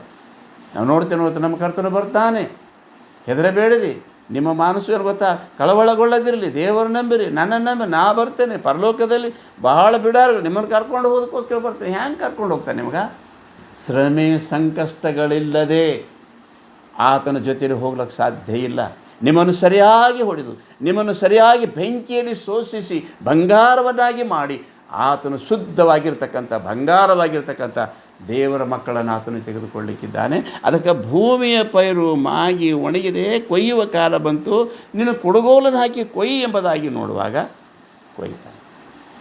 ಇವತ್ತಿನ ದಿವಸ ಇಂಥ ಒಂದು ಪರಿಸ್ಥಿತಿ ಇದೆ. ಕ್ರೈಸ್ತ ಸಭೆ ಇಂಥ ಹಿಂಸೆಗೊಳಗಾಗ್ತಕ್ಕಂಥ ರಾಶಿ ಮಾಡಿಕೊಡ್ತಕ್ಕಂಥ ಜನ ಇದೆ. ರಾಶಿ ಆಗಬೇಕಾದ್ರೆ ಬಡಿಬೇಕದಕ್ಕೆ ತೆರಿಗೆ, ಅದಕ್ಕೆ ಕಷ್ಟ ಆಗಬೇಕು, ಅದಕ್ಕೆ ಅವಾಗೇ ಬೀಜ ಆಗ್ತದೆ. ಕ್ರೈಸ್ತರೇ ಕಷ್ಟ ಆಗದೆ ನೀವು ಗೊತ್ತಾ, ಆತನನ್ನು ನೋಡ್ಲಿಕ್ಕೆ ಸಾಧ್ಯ ಇಲ್ಲ. ಆತನ ನಿಮಿತ್ತವಾಗಿ ಬರ್ತಕ್ಕಂಥ ಎಲ್ಲ ಹಿಂಸೆಗಳನ್ನು ಸಹಿಸಿಕೊಳ್ಳಲಿಕ್ಕೆ ದೇವರು ನಮಗೆ ಬಲ ಶಕ್ತಿ ತಾಳಿಕೊಳ್ಳದೆ ಸೈತಾನನಿಗೆ ಒಳಗಾಗಿರುವುದಾದರೆ ನಮ್ಮ ಹೆಸರು ಜೀವಬಾಧ್ಯರ ಪಟ್ಟಿಯಲ್ಲಿ ಇರಲಿಕ್ಕೆ ಸಾಧ್ಯ ಇಲ್ಲ. ನಾವು ಶಿಕ್ಷೆಗೊಳಗೆ ನೋಡೋಣ. ಯೆರೆಮೀಯ ಪ್ರವಾದಿ ಗ್ರಂಥ 51ನೇ ಅಧ್ಯಾಯ 33ನೇ ವಚನದಲ್ಲಿ ಈ ರೀತಿಯಾಗಿ ಬರೆಯಲ್ಪಟ್ಟಿದೆ. ಹಲ್ಲೆಲೂಯಾ. ಯೆರೆಮೀಯ ಪ್ರವಾದಿ ಗ್ರಂಥ 51ನೇ ಅಧ್ಯಾಯ 33ನೇ ವಚನದಲ್ಲಿ ಈ ರೀತಿಯಾಗಿ ಮೊದಲೇ ಮುಂಚಿತವಾಗಿ ಬರೆಯಲ್ಪಟ್ಟಿದೆ. ಇಸ್ರಾಯೇಲರ ದೇವರು ಸೇನಾಧೀಶ್ವರನಾದ ಯೆಹೋವನೆಂತೆನ್ನುತ್ತಾನೆ, ಬಾಬೇಲ್ ಪುರಿಯು ತುಳಿದು ತುಳಿದು ಸರಿ ಮಾಡುತ್ತಿರುವ ಕಣದಂತಿದೆ. ಸ್ವಲ್ಪ ಕಾಲವಾದ ಮೇಲೆ ಒಕ್ಕುವ ಸಮಯ ಅದಕ್ಕೆ ಸಂಭವಿಸುವುದು. ಈ ಲೋಕದಾಗ ದೇವ್ರ ಮಕ್ಕಳಿಗೆ ರಾಶಿ ಮಾಡ್ಕೋಬೇಕಾದ್ರೆ ಈ ಬಾಬೇಲ್ ಅಂತಕ್ಕಂಥ ಈ ಪ್ರಪಂಚವನ್ನು ತುಳಿದು ತುಳಿದು ತುಳಿದು ಏನು ಮಾಡ್ತಾನೆ ಗೊತ್ತಾ, ತುಳಿದು ಹಾಕಿಬಿಡ್ತಾನೆ. ಎತ್ತು ಕಣದಲ್ಲಿ ತೆನೆ ತುಳಿಯಲ್ಪಡುವ ಹಾಗೆ ಈ ಲೋಕದಲ್ಲಿ ಏನು ಗೊತ್ತಾ, ನಿಮಗೆ ಸರಿಯಾಗಿ ತುಳಿತಾನೆ. ಈ ಲೋಕ ಸರಿ ಮಾಡ್ತಾನೆ. ಈ ಲೋಕ ಸರಿ ಮಾಡಿ ತುಳಿದು ತುಳಿದು ಹೊಟ್ಟನ್ನೇನು ಗೊತ್ತಾ ಬೇರೆ ಮಾಡಿ ಆತನ ಬೀಜವನ್ನು ಬೇರ್ಪಡಿಸಿಕೊಳ್ಳುವ ಹಾಗೆ ಯುಗ ಸಮಾಪ್ತಿಯಲ್ಲಿ ಆಗ್ತದೆ ಎಂಬುದಾಗಿ ಬರೆಯಲ್ಪಟ್ಟು, ತುಳಿದು ತುಳಿದು ಸರಿ ಮಾಡುತ್ತಿರುವ ಕಣದಂತಿರುವುದು, ಸ್ವಲ್ಪ ಕಾಲವಾದ ಮೇಲೆ ಒಕ್ಕುವ ಸಮಯ ಅದಕ್ಕೆ ಸಂಭವಿಸುವುದು. ಸ್ವಲ್ಪ ಕಾಲ ಆಗಿದ ಮೇಲೆ ಲೋಕ ನಾಶವಾಗಿ ಹೋಗುವುದು. ದೇವರ ಮಕ್ಕಳನ್ನು ರಾಶಿ ಮಾಡಿಕೊಂಡು ಎತ್ಕೊಳ್ತಾನೆ. ರಾಶಿ ಆಗಬೇಕಾದ್ರೆ ಬಡಿಬೇಕು, ಶ್ರಮೆ ಸಂಕಷ್ಟ ಆಗಬೇಕು. ಅದೇ ಯೆಶಾಯ ಪ್ರವಾದಿ ಗ್ರಂಥ 17ನೇ ಅಧ್ಯಾಯ 5-6ರಲ್ಲಿ ಈ ರೀತಿಯಾಗಿ ಬರೆಯಲ್ಪಟ್ಟಿದೆ. ಯೆಶಾಯ ಪ್ರವಾದಿ ಗ್ರಂಥ 17ನೇ ಅಧ್ಯಾಯ ಹಲ್ಲೆಲೂಯಾ 17ನೇ ಅಧ್ಯಾಯ 5-6 ವಚನಗಳಲ್ಲಿ ಬರೆಯಲ್ಪಟ್ಟಿದೆ. ಏನಂತ, ನನ್ನ ಹೃದಯವು ಮೋವಾಬಿನ ನಿಮಿತ್ತವಾಗಿ ಮೊರೆಯಿಡುತ್ತದೆ. ಅಲ್ಲಿಂದ ಪಲಾಯನವಾದವರು ಏನು ಹೇಳ್ತಾರೆ ಗೊತ್ತಾ, ಎಗ್ಲೋನ ಶಿಲೆಗೆ ಓಡಿ ಹೋಗುತ್ತಾರೆ. ಇಲ್ಲಿ ಯೆಶಾಯ 17:5ರಲ್ಲಿ ಬರೆಯಲ್ಪಟ್ಟಿದೆ. ಆ ದಿನದಲ್ಲಿ ಯಾಕೋಬಿನ ಮಾಂಸದ ಕೊಗ್ಗು ಕರಗಿ ಅದರ ಮಹಿಮೆ ಕ್ಷೀಣವಾಗುವುದು. ಹೊಲ ಕೊಯ್ಯುವವನು ದಂಟುಗಳನ್ನು ಒಟ್ಟುಗೂಡಿಸಿ ಕೈಯಿಂದ ತೆನೆಗಳನ್ನು ಕತ್ತರಿಸುವ ಹಾಗಿರುವುದು. ಅಂತ್ಯ ದಿನದಲ್ಲಿ ಹೆಂಗಿರ್ತದಂತ ದೇವ್ರ ಮಕ್ಕಳಿಗೆ, ಹೊಲವನ್ನು ಕೊಯ್ಯುವವನು ದಂಟುಗಳನ್ನು ಒಟ್ಟುಗೂಡಿಸಿ ಕೈಯಿಂದ ತೆನೆಗಳನ್ನು ಕತ್ತರಿಸುವ ಹಾಗಿರುವುದು. ಹೌದು, ರೆಫಾಯಿಮ್ ತಗ್ಗಿನಲ್ಲಿ ಹಕ್ಕಲನ್ನು ಆರಿಸುವಂತಿರುವುದು ಅಂತ ಬರೆ. ರೆಫಾಯಿಮ್ ತಗ್ಗು ಅಂದರೆ ಗೊತ್ತಾ, ಯೆರೂಸಲೇಮಿನಲ್ಲಿ ನಿಮ್ಮನ್ನು ತುಳಿದು ತುಳಿದು ತುಳಿದು ರಾಶಿ ಮಾಡಿಕೊಳ್ತಕ್ಕಂಥ ದಿನ. ರೆಫಾಯಿಮಿನ ತಗ್ಗಿನಲ್ಲಿ ಈ ತೆನೆಗಳನ್ನು ತುಳಿದು ತುಳಿದು ಏನು ಮಾಡ್ತಾನೆ, ರಾಶಿ ಮಾಡಿಕೊಡ್ತಾನೆ. ಹಕ್ಕಲನ್ನು ಆರಿಸುವಂತಿರುವುದು. ಆದರೂ ಎಣ್ಣೆ ಮರಗಳನ್ನು ಬಡಿದ ಬಳಿಕ ಮೇಲಿನ ಕೊಂಬೆಯ ಕೊಟ್ಟ ಕನೆಯಲ್ಲಿ 2-3 ಕಾಯಿಗಳು ಫಲವತ್ತಾದ ರೆಂಬೆಗಳಲ್ಲೆಲ್ಲ 4-5ಗಳು ನಿಂತಿರುವಂತೆ ಹಕ್ಕಲು ಅದರಲ್ಲಿ ಉಳಿದಿರುವುದು ಎಂದು ಇಸ್ರಾಯೇಲ್ ದೇವರಾದ ಯೆಹೋವನು ನುಡಿಯುತ್ತಾನೆ. ಒಂದು ಮರದಲ್ಲಿರ್ತಕ್ಕಂಥ ಎಣ್ಣೆಕಾಯಿ, ಆ ಅರಸನು, ಆ ರಾಜ್ಯನು, ಆ ಮಾಲೀಕನು ಆ ಮರದಲ್ಲಿರ್ತಕ್ಕಂಥ ಕಾಯಿಗಳನ್ನೆಲ್ಲ ಪಡೆದುಕೊಂಡಿದ ಮೇಲೆ ಅಲ್ಲಿಂದು ಇಲ್ಲೊಂದು ಅಲ್ಲೊಂದು ಇಲ್ಲೋ ಏನು ಉಳಿತದಲ್ಲ, ಹಂಗೆ ಅದಕ್ಕೆ ಉಳಿಗಾಯಿ ಅಂತಾರೆ. ಇಡೀ ಸಮಸ್ತ ಎಲ್ಲ ನಾಶ ಮಾಡಿದ ಮೇಲೆ ಉಳಿದಿರ್ತಕ್ಕಂಥದ್ದು ಅಂದರೆ ಗೊತ್ತಾ, ಗಟ್ಟಿಯಾಗಿರ್ತಕ್ಕಂಥದ್ದನ್ನು ಆತನು ರಾಶಿ ಮಾಡಿಕೊಳ್ಳುತ್ತಾನೆ ಎಂಬುದಾಗಿ ಬರೆಯಲ್ಪಟ್ಟಿದೆ. ಯೆಶಾಯ ಪ್ರವಾದಿ ಗ್ರಂಥ 13ನೇ ಅಧ್ಯಾಯ 22ನೇ ವಚನದಲ್ಲಿ ಸಹ ಇಲ್ಲಿ ಬರೆಯಲ್ಪಟ್ಟದೆ ಗೊತ್ತಾ, ಆ ದಿನ ಸಮೀಪಿಸಿತು, ಅದಕ್ಕೆ ಹೊತ್ತು ಸಮೀಪಿಸಿದೆ, ಇನ್ನೂ ದಿನ ಹೆಚ್ಚದು, ನಾಶನ ದಿನ ಬಹಳ ಹತ್ತಿರ ಅದ, ಈಗ ಮುಂದಕ್ಕೆ ಹೋಗೋಕ್ಕೆ ಸಾಧ್ಯ ಇಲ್ಲ ಅಂತಕ್ಕಂಥದ್ದನ್ನು ಇಲ್ಲಿ ಬರೆಯಲ್ಪಟ್ಟರು. ದೇವನಾಮ ಸ್ತೋತ್ರ ಉಂಟಾಗಲಿ.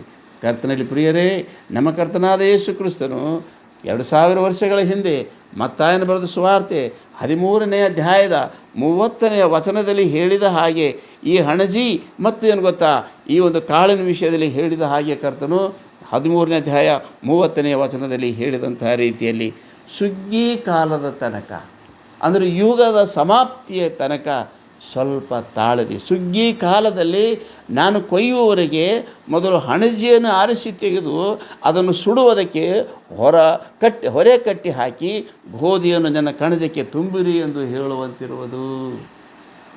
ನೋಡಿ ಏನಂತ ಹೇಳ್ತಾನೆ ಗೊತ್ತಾ, ಸುಗ್ಗಿ ಕಾಲದಲ್ಲಿ ಕೊಯ್ಯುವರಿಗೆ ದೇವ್ರು ಹೇಳ್ತಾನೆ, ದೇವದೂತರಿಗೆ ಏನಂತ ಹೇಳ್ತಾನೆ ಗೊತ್ತಾ, ಹಣಜಿಯನ್ನು ಬೇರೆ ಮಾಡಿರಿ, ಅದನ್ನೆಲ್ಲ ಕಟ್ಟಿ ಸೂಡು ಕಟ್ಟಿ ಏನು ಗೊತ್ತಾ, ಬೆಂಕಿ ಕೆರೆಗೆ ಹಾಕಿರಿ, ಗಟ್ಟಿಯಾಗಿರ್ತಕ್ಕಂಥದ್ದನ್ನು ನನ್ನ ಕಣಜಕ್ಕೆ ತುಂಬಿರಿ ಎಂಬುದಾಗಿ ಹೇಳುವಂಥ ಆ ಒಂದು ಸಂದರ್ಭ ಈ ಯುಗಕ್ಕೆ ಬರ್ತಕ್ಕಂಥದ್ದಾಗಿದೆ. ಹಾಗೆ ಏನು ಗೊತ್ತಂದ್ರೆ 42ನೇ ವಚನದಲ್ಲಿ ಹೀಗಿರಲಾಗಿ ಹೇಗೆ ಹಣಜಿಯನ್ನು ಆರಿಸಿ ತೆಗೆದು ಸುಟ್ಟು ಬಿಡ್ತಾರೋ ಹಾಗೆ ಯುಗದ ಸಮಾಪ್ತಿಯಲ್ಲಿ ನಡೆಯುವುದು. ಲೋಕ ಯುಗದ ಸಮಾಪ್ತಿಯಲ್ಲಿ ಗೊತ್ತಾ ನಡೆಯುತ್ತದೆ. ಕ್ರೈಸ್ತ ಸಭೆ ಭೂಮಿಯ ಪೈರು ಎಂದೇನು ಗೊತ್ತಂದರೆ ನೀತಿವಂತರು. ಆ ನೀತಿವಂತರು ಏನು ಗೊತ್ತಾ, ಕ್ರೈಸ್ತ ಸಭೆ. It refers to the ingathering of the righteous at the return of Christ. ಕ್ರಿಸ್ತನು ಈ ಲೋಕಕ್ಕೆ ಬರುವಂಥ ಸಂದರ್ಭದಲ್ಲಿ ನೀತಿವಂತರನ್ನು ರಾಶಿ ಮಾಡಿಕೊಳ್ಳುತ್ತಾನೆ, ನೀತಿವಂತರನ್ನು ಕೂಡಿಸಿಕೊಳ್ಳುತ್ತಾನೆ. ತನ್ನ ಸನ್ನಿಧಾನದಲ್ಲಿ ತನ್ನ ಸಿಂಹಾಸನದಲ್ಲಿ ರಾಶಿ ಮಾಡಿಕೊಂಡು ನೀತಿವಂತರನ್ನು ಕೂಡಿಸಿಕೊಳ್ಳುತ್ತಾನೆ ಅಂತಕ್ಕಂಥದ್ದನ್ನು ನಾವು ನೋಡ್ತೇವೆ ಗೊತ್ತಾ. 14ನೇ ವಚನದಿಂದ 16ನೇ ವಚನದಲ್ಲಿ ಪೈರು ಮಾಗಿದೆ, ಭೂಮಿಯ ಪೈರು ಅಂದರೆ ಯಾರು ಗೊತ್ತಾ, ಕ್ರೈಸ್ತ ಸಭೆ ಪೂರ ಹಣ್ಣಿಗೆ ಬಂದು ನಿಂತಿದೆ. ಕ್ರೈಸ್ತ ಸಭೆಯೇ ಇವತ್ತು ದಿವಸ ಏನಾಗಿದೆ, ಕ್ರೈಸ್ತ ಸಭೆಯನ್ನು ಬರೋದ್ರೊಳಗಾಗಲಿ ಎಚ್ಚರ ಆಗಿರು. ಒಂದು ವೇಳೆ ನೀ ಎಚ್ಚರ ಆಗಿರಲಾರದು ಹೋದಿ ಅಂದ್ರೆ ಲೋಕದೊಂದಿಗೆ ನೀನು ಸಹ ನಾಶವಾಗಿ ಹೋದಿ. ನಾ ಬರೋ ತನಕ ನೀ ಎಚ್ಚರ ಆಗಿರಬೇಕು, ನೀವು ಫಲ ಕೊಡೋನಾಗಿರಬೇಕು, ಎಚ್ಚರ ಆಗಿರಬೇಕೆಂಬುದಾಗಿ ಹೇಳಿದ್ದಾರೆ. ಇದೇನು ಗೊತ್ತಾ, ಭೂಮಿಯ ಪೈರು. 17ರಿಂದ 20 ವಚನದಲ್ಲಿ ಮತ್ತೊಬ್ಬ ದೇವದೂತನು ಪರಲೋಕ ದೇವಾಲಯದೊಳಗಿದ್ದವನು, ಅವನ ಕೈಯಲ್ಲಿ ಹದವಾದ ಕುಡುಗೋಲಿತ್ತು. ಬೆಂಕಿಯ ಯಜ್ಞವೇದಿಯ ಬಳಿಯಿಂದ ಬಂದು ಆ ಹದವಾದ ಕುಡುಗೋಲಿನವನಿಗೆ ಹೇಳ್ತಾ ಇದ್ದಾನೆ, ಏನಂತ ಗೊತ್ತಾ, ನಿನ್ನ ಹದವಾದ ಕುಡುಗೋಲನ್ನು ಹಾಕಿ ಭೂಮಿಯ ದ್ರಾಕ್ಷಿ ಗೊಂಚಲನ್ನು ಕೊಯ್ಯಿ. ಅಲ್ಲಿ ಭೂಮಿಯ ಪೈರನ್ನು ಕೊಯ್ಯಿ ಎಂಬುದಾಗಿ 15ನೇ ವಚನದಲ್ಲಿ ನೋಡ್ತೇವೆ. 14ರಲ್ಲಿ ಇಲ್ಲೇನು ಗೊತ್ತಂತಂದ್ರೆ 14ನೇ ಅಧ್ಯಾಯ 18ನೇ ವಚನದಲ್ಲಿ ದ್ರಾಕ್ಷಿಯ ಗೊಂಚಲನ್ನು ಕೊಯ್ಯಿ, ಅದರ ಹಣ್ಣು ಪೂರಾ ಮಾಗಿವೆ. ದೇವ್ರ ಮಕ್ಕಳೇ, ಈ ದ್ರಾಕ್ಷಿಯ ಬಳ್ಳಿ, ನಾನೇ ನಿಜವಾದ ದ್ರಾಕ್ಷಿಯ ಬಳ್ಳಿ, ನನ್ನ ತಂದೆ ತೋಟಗಾರನು. ದ್ರಾಕ್ಷಿಯ ಬಳ್ಳಿ ಯಾರು? ನಾನೇ.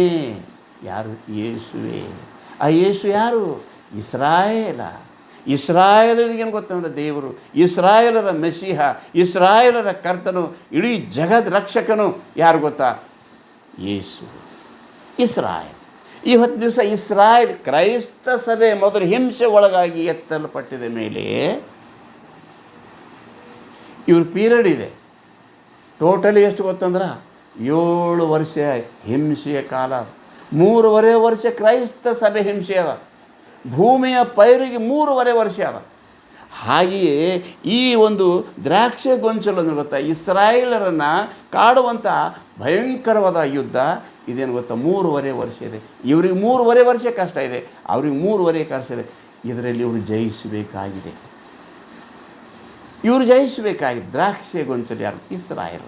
ಇಸ್ರಾಯೇಲ್ ವಿಷಯದಲ್ಲಿ ಏನಂತ ಹೇಳ್ತಾನೆ, ನಿನ್ನ ಹದವಾದ ಕುಡುಗೋಲನ್ನು ಹಾಕು.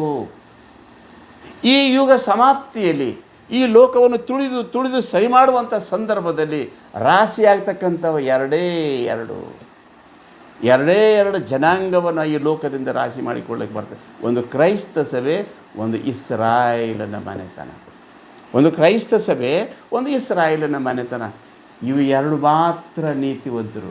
ಇವರನ್ನು ಭೂಮಿಯಿಂದ ಅವರು ಎತ್ತಿಕೊಳ್ಬೇಕಾದ್ರೆ ರಾಶಿ ಮಾಡಬೇಕಾಗಿದೆ. ಈಗ ಇಸ್ರಾಯೇಲರಿಗೆ ರಾಶಿ ಹೆಂಗಾಗ್ತದೆ ಕರ್ತನ ಪ್ರಿಯರೇ? ಕ್ರೈಸ್ತ ಸಭೆ ರಾಶಿ ಹಾಗಾಗಿದೆ. ಮೊದಲನೇ ಶತಮಾನದಲ್ಲಿ ನೋಡಿದ್ದೀರಿ, ನೀರು ರಾಜ್ಯ ಎಷ್ಟು ಕಷ್ಟ ಕೊಟ್ಟಿದ್ದ. 10 ಸಾಮ್ರಾಜ್ಯಗಳು ಭೂಮಿಯ ಮೇಲಿಂದ ಕ್ರೈಸ್ತ ಸಭೆಯನ್ನು ಅಳಿಸುವುದಕ್ಕೋಸ್ಕರವಾಗಿ ಅಪೊಸ್ತಲರನ್ನು ನಿಲ್ಲಿಸಿಕೊಂಡಿದ್ದ. ಕಡಗಸದಿಂದ ಕೊಯ್ದಿದ, ಶಿಲುಬೆಯ ಮೇಲೆ ಹಾಕಿ ಉಲ್ಟಾ ಹಾಕಿ ಕೊಲ್ದಿದ, ಬೆಂಕಿಯಲ್ಲಿ ಹಾಕಿ ಸುಟ್ಟಿದ, ಕರಗಸನಿಂದ ಕೊಯ್ದಿದ. ಯಾರಿಗೆ? ಶಿಷ್ಯರಿಗೆ. ಕ್ರೈಸ್ತ ಸಭೆಯಷ್ಟು ಹಿಂಸೆ ಒಳಗಾಗಿದೆ ಅಂತಕ್ಕಂಥ ಅದನ್ನು ಪ್ರಕಟಣೆ ಗ್ರಂಥ ನೀವು ಆ 7 ಸಭೆಗಳ ವಿಷಯದಲ್ಲಿ ನೋಡುವುದಾದರೆ ನೀವು ಬಹಳ ಸರಿಯಾಗಿ ಗೊತ್ತಾಗಲಿಕ್ಕಿದೆ. ಅಂತಹದೇ ಭೂಮಿ ಉಂಟಾಗಲಿಂದ ನಿಲ್ಲಿ ತನಕಂಥ ಶ್ರಮೆ ಸಂಕಷ್ಟ ಬಂದಿಲ್ಲ. ಅಂಥ ಒಂದು ಸಂಕಷ್ಟ ಸಭೆಯ ಮೇಲೆ ಬರಲಿಕ್ಕಿದೆ ನಾಳಿನ ದಿವಸ.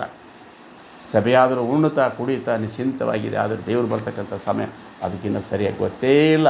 ಇಂತಹ ಒಂದು ಪರಿಸ್ಥಿತಿಯಲ್ಲಿ ಎಚ್ಚರಿಕೆಯ ವಾಕ್ಯವನ್ನು ಕರ್ತನು ಹೇಳ್ತಾ ಇದ್ದಾನೆ. ಇವತ್ತು ಇಸ್ರಾಯೇಲರು ಆ ಹೊತ್ತು ನಂಬಿಲ್ಲ, ಈ ಹೊತ್ತು ನಂಬಿಲ್ಲ.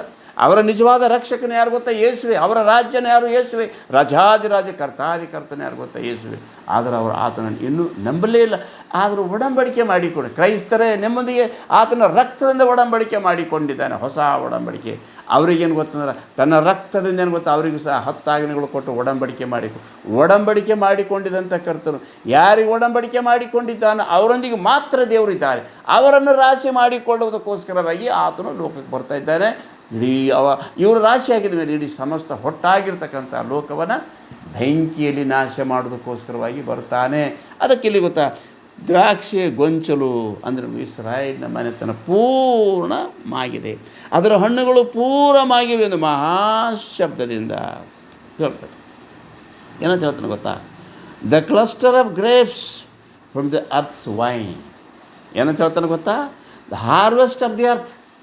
ಇಡೀ ಜಗತ್ತಿನಲ್ಲಿ ರಾಶಿ ಮಾಡಿಕೊಳ್ಳುವುದಕ್ಕೆ, ಭೂಮಂಡಲದಿಂದ ರಾಶಿ ಮಾಡಿಕೊಳ್ಳುವುದಕ್ಕಾಗಿ ಇಸ್ರಾಯೇಲರನ್ನು ಮತ್ತು ಕ್ರೈಸ್ತ ಸಭೆಯನ್ನು ರಾಶಿ ಮಾಡಿಕೊಳ್ಳುವುದಕ್ಕೋಸ್ಕರವಾಗಿ, ಈ ಲೋಕವನ್ನು ಸುಟ್ಟು ಹಾಕುವುದಕ್ಕೋಸ್ಕರವಾಗಿ, ಈ ಲೋಕದಲ್ಲಿ ಗಟ್ಟಿಯಾಗಿರ್ತಕ್ಕಂಥ ನೀತಿವಂತರಾದಂಥ ಕ್ರೈಸ್ತರು ಮತ್ತು ಇಸ್ರಾಯೇಲ್ ಜನಾಂಗವನ್ನು ಎತ್ತಿಕೊಳ್ಳೋದಕ್ಕಾಗಿ ಬರುತ್ತೆ. ಇಸ್ರಾಯೇಲ್ ಜನಾಂಗ ಎಷ್ಟು ಜನ ರಕ್ಷಿಸಲ್ಪಡ್ತಾರೆ ಗೊತ್ತಾ? 1,44,000 ಅಷ್ಟೇ. ಅಷ್ಟೊಂದು ಜನಾಂಗ ಇದ್ದರೂ ಸಹ ಇಸ್ರಾಯೇಲ್ನ ಮನೆತನದಲ್ಲಿ ಯೇಸು ಕ್ರಿಸ್ತಿಗೆ ಸ್ವೀಕಾರ ಮಾಡ್ತಕ್ಕಂಥ ಜನ ಎಷ್ಟು? 1,44,000 ಇಷ್ಟೇ ಜನಾಂಗ. ಆದರೆ ಅನ್ಯರಲ್ಲಿರ್ತಕ್ಕಂಥ ಜನ ಎಷ್ಟು? ಕೋಟಿ ಕೋಟಿ ಕೋಟಿ. ಭೂಮಿಯ ಪೈರು ಕೋಟಿ ಕೋಟಿ ಕೋಟಿ ಜನ. ಎಣಿಸ್ಲಿಕ್ಕೆ ಬರೋದಿಲ್ಲ. ಅವರೆಲ್ಲರೂ ಬಿಳಿ ವಸ್ತ್ರಗಳು. ಅವ್ರಿಗೆ ಪ್ರಕಟಣೆ ಗ್ರಂಥ ನೀವು ಓದುವುದಾ ನಿಮ್ಗೆ ಸರಿಯಾಗಿ ಗೊತ್ತಾಗ್ತದೆ. ಅವರಿಗೆಲ್ಲ ಬಿಳಿ ವಸ್ತ್ರಗಳು ಕೊಡಲ್ಪಟ್ಟಿತು. ಅವರನ್ನು ಗೊತ್ತಾ ಖರ್ಜೂರದ ಗರಿಗಳನ್ನು ಹಿಡಿದುಕೊಂಡು ಯಜ್ಞದ ಕುರಿಯಾದಾತನ ರಾಗವನ್ನು, ಆಮೇಲೆ ಗೊತ್ತಾ ಆ ಮೋಶೆಯ ರಾಗವನ್ನು ಅವ್ರು ಹಾಡ್ತಾ ಇದ್ದಾರೆ ರಾತ್ರಿ ಹಗಲು. ಅವರು ಯಾರು? ಇವರು ಬಿಳಿ ವಸ್ತ್ರ ಧರಿಸಿದವರು. ಇವರು ಯಾರು? ಇವರೇನು ಗೊತ್ತಾ? ಅನ್ಯ ಜಾತಿ ಜನಾಂಗದಿಂದ ಇವರೇನು ಗೊತ್ತಂತಾರೆ? ಕ್ರಿಸ್ತನಿಗೆ ಸ್ವೀಕಾರ ಮಾಡಿದಂಥವ್ರು, ರಕ್ತ ಸಾಕ್ಷಿಯಾಗಿದ್ದಾರೆ. ಕ್ರಿಸ್ತನ ಸೇವೆಯ ನಿಮಿತ್ತವಾಗಿ, ಕ್ರಿಸ್ತನ ಸ್ವಾರ್ಥ ನಿಮಿತ್ತವಾಗಿ ಸಾಕ್ಷಿಯಾದವರಿದ್ದಾರೆ. ಸಾಕ್ಷಿಯಾಗೋದಕ್ಕೋಸ್ಕರವಾಗಿಯೇ ಕ್ರೈಸ್ತ ಸಭೆ ಭೂಮಿ ಮೇಲಿದೆ. ಯಾವಾಗ ಸಾಕ್ಷಿ ಆಗ್ತಿ ಅವಾಗ ನೀ ಬೀಜ ಆಗ್ಲಿಕ್ಕೆ ಸಾಧ್ಯ ಇದೆ. ಎಲ್ಲಿ ತನಕ ನೀ ಸಾಕ್ಷಿ ಆಗಲ್ಲ, ಎಲ್ಲಿ ತನಕ ನೀ ಸಾಯೋದಿಲ್ಲ, ನೀ ಬೀಜ ಆಗೋದಿಲ್ಲ. ಅದಕ್ಕೋಸ್ಕರವಾಗಿ ಕ್ರೈಸ್ತ ಸಭೆ ಉಂಡು ಕುಡಿದು ಸುಖ ಪಡೋದಕ್ಕೋಸ್ಕರ ಇಲ್ಲ, ಕ್ರಿಸ್ತನಿಗೆ ಸಾಕ್ಷಿ ಕೊಡೋದು. ನೀ ನನ್ನ ಸಾಕ್ಷಿ ಎಂಬುದಾಗಿ ಆಗುತ್ತೆ.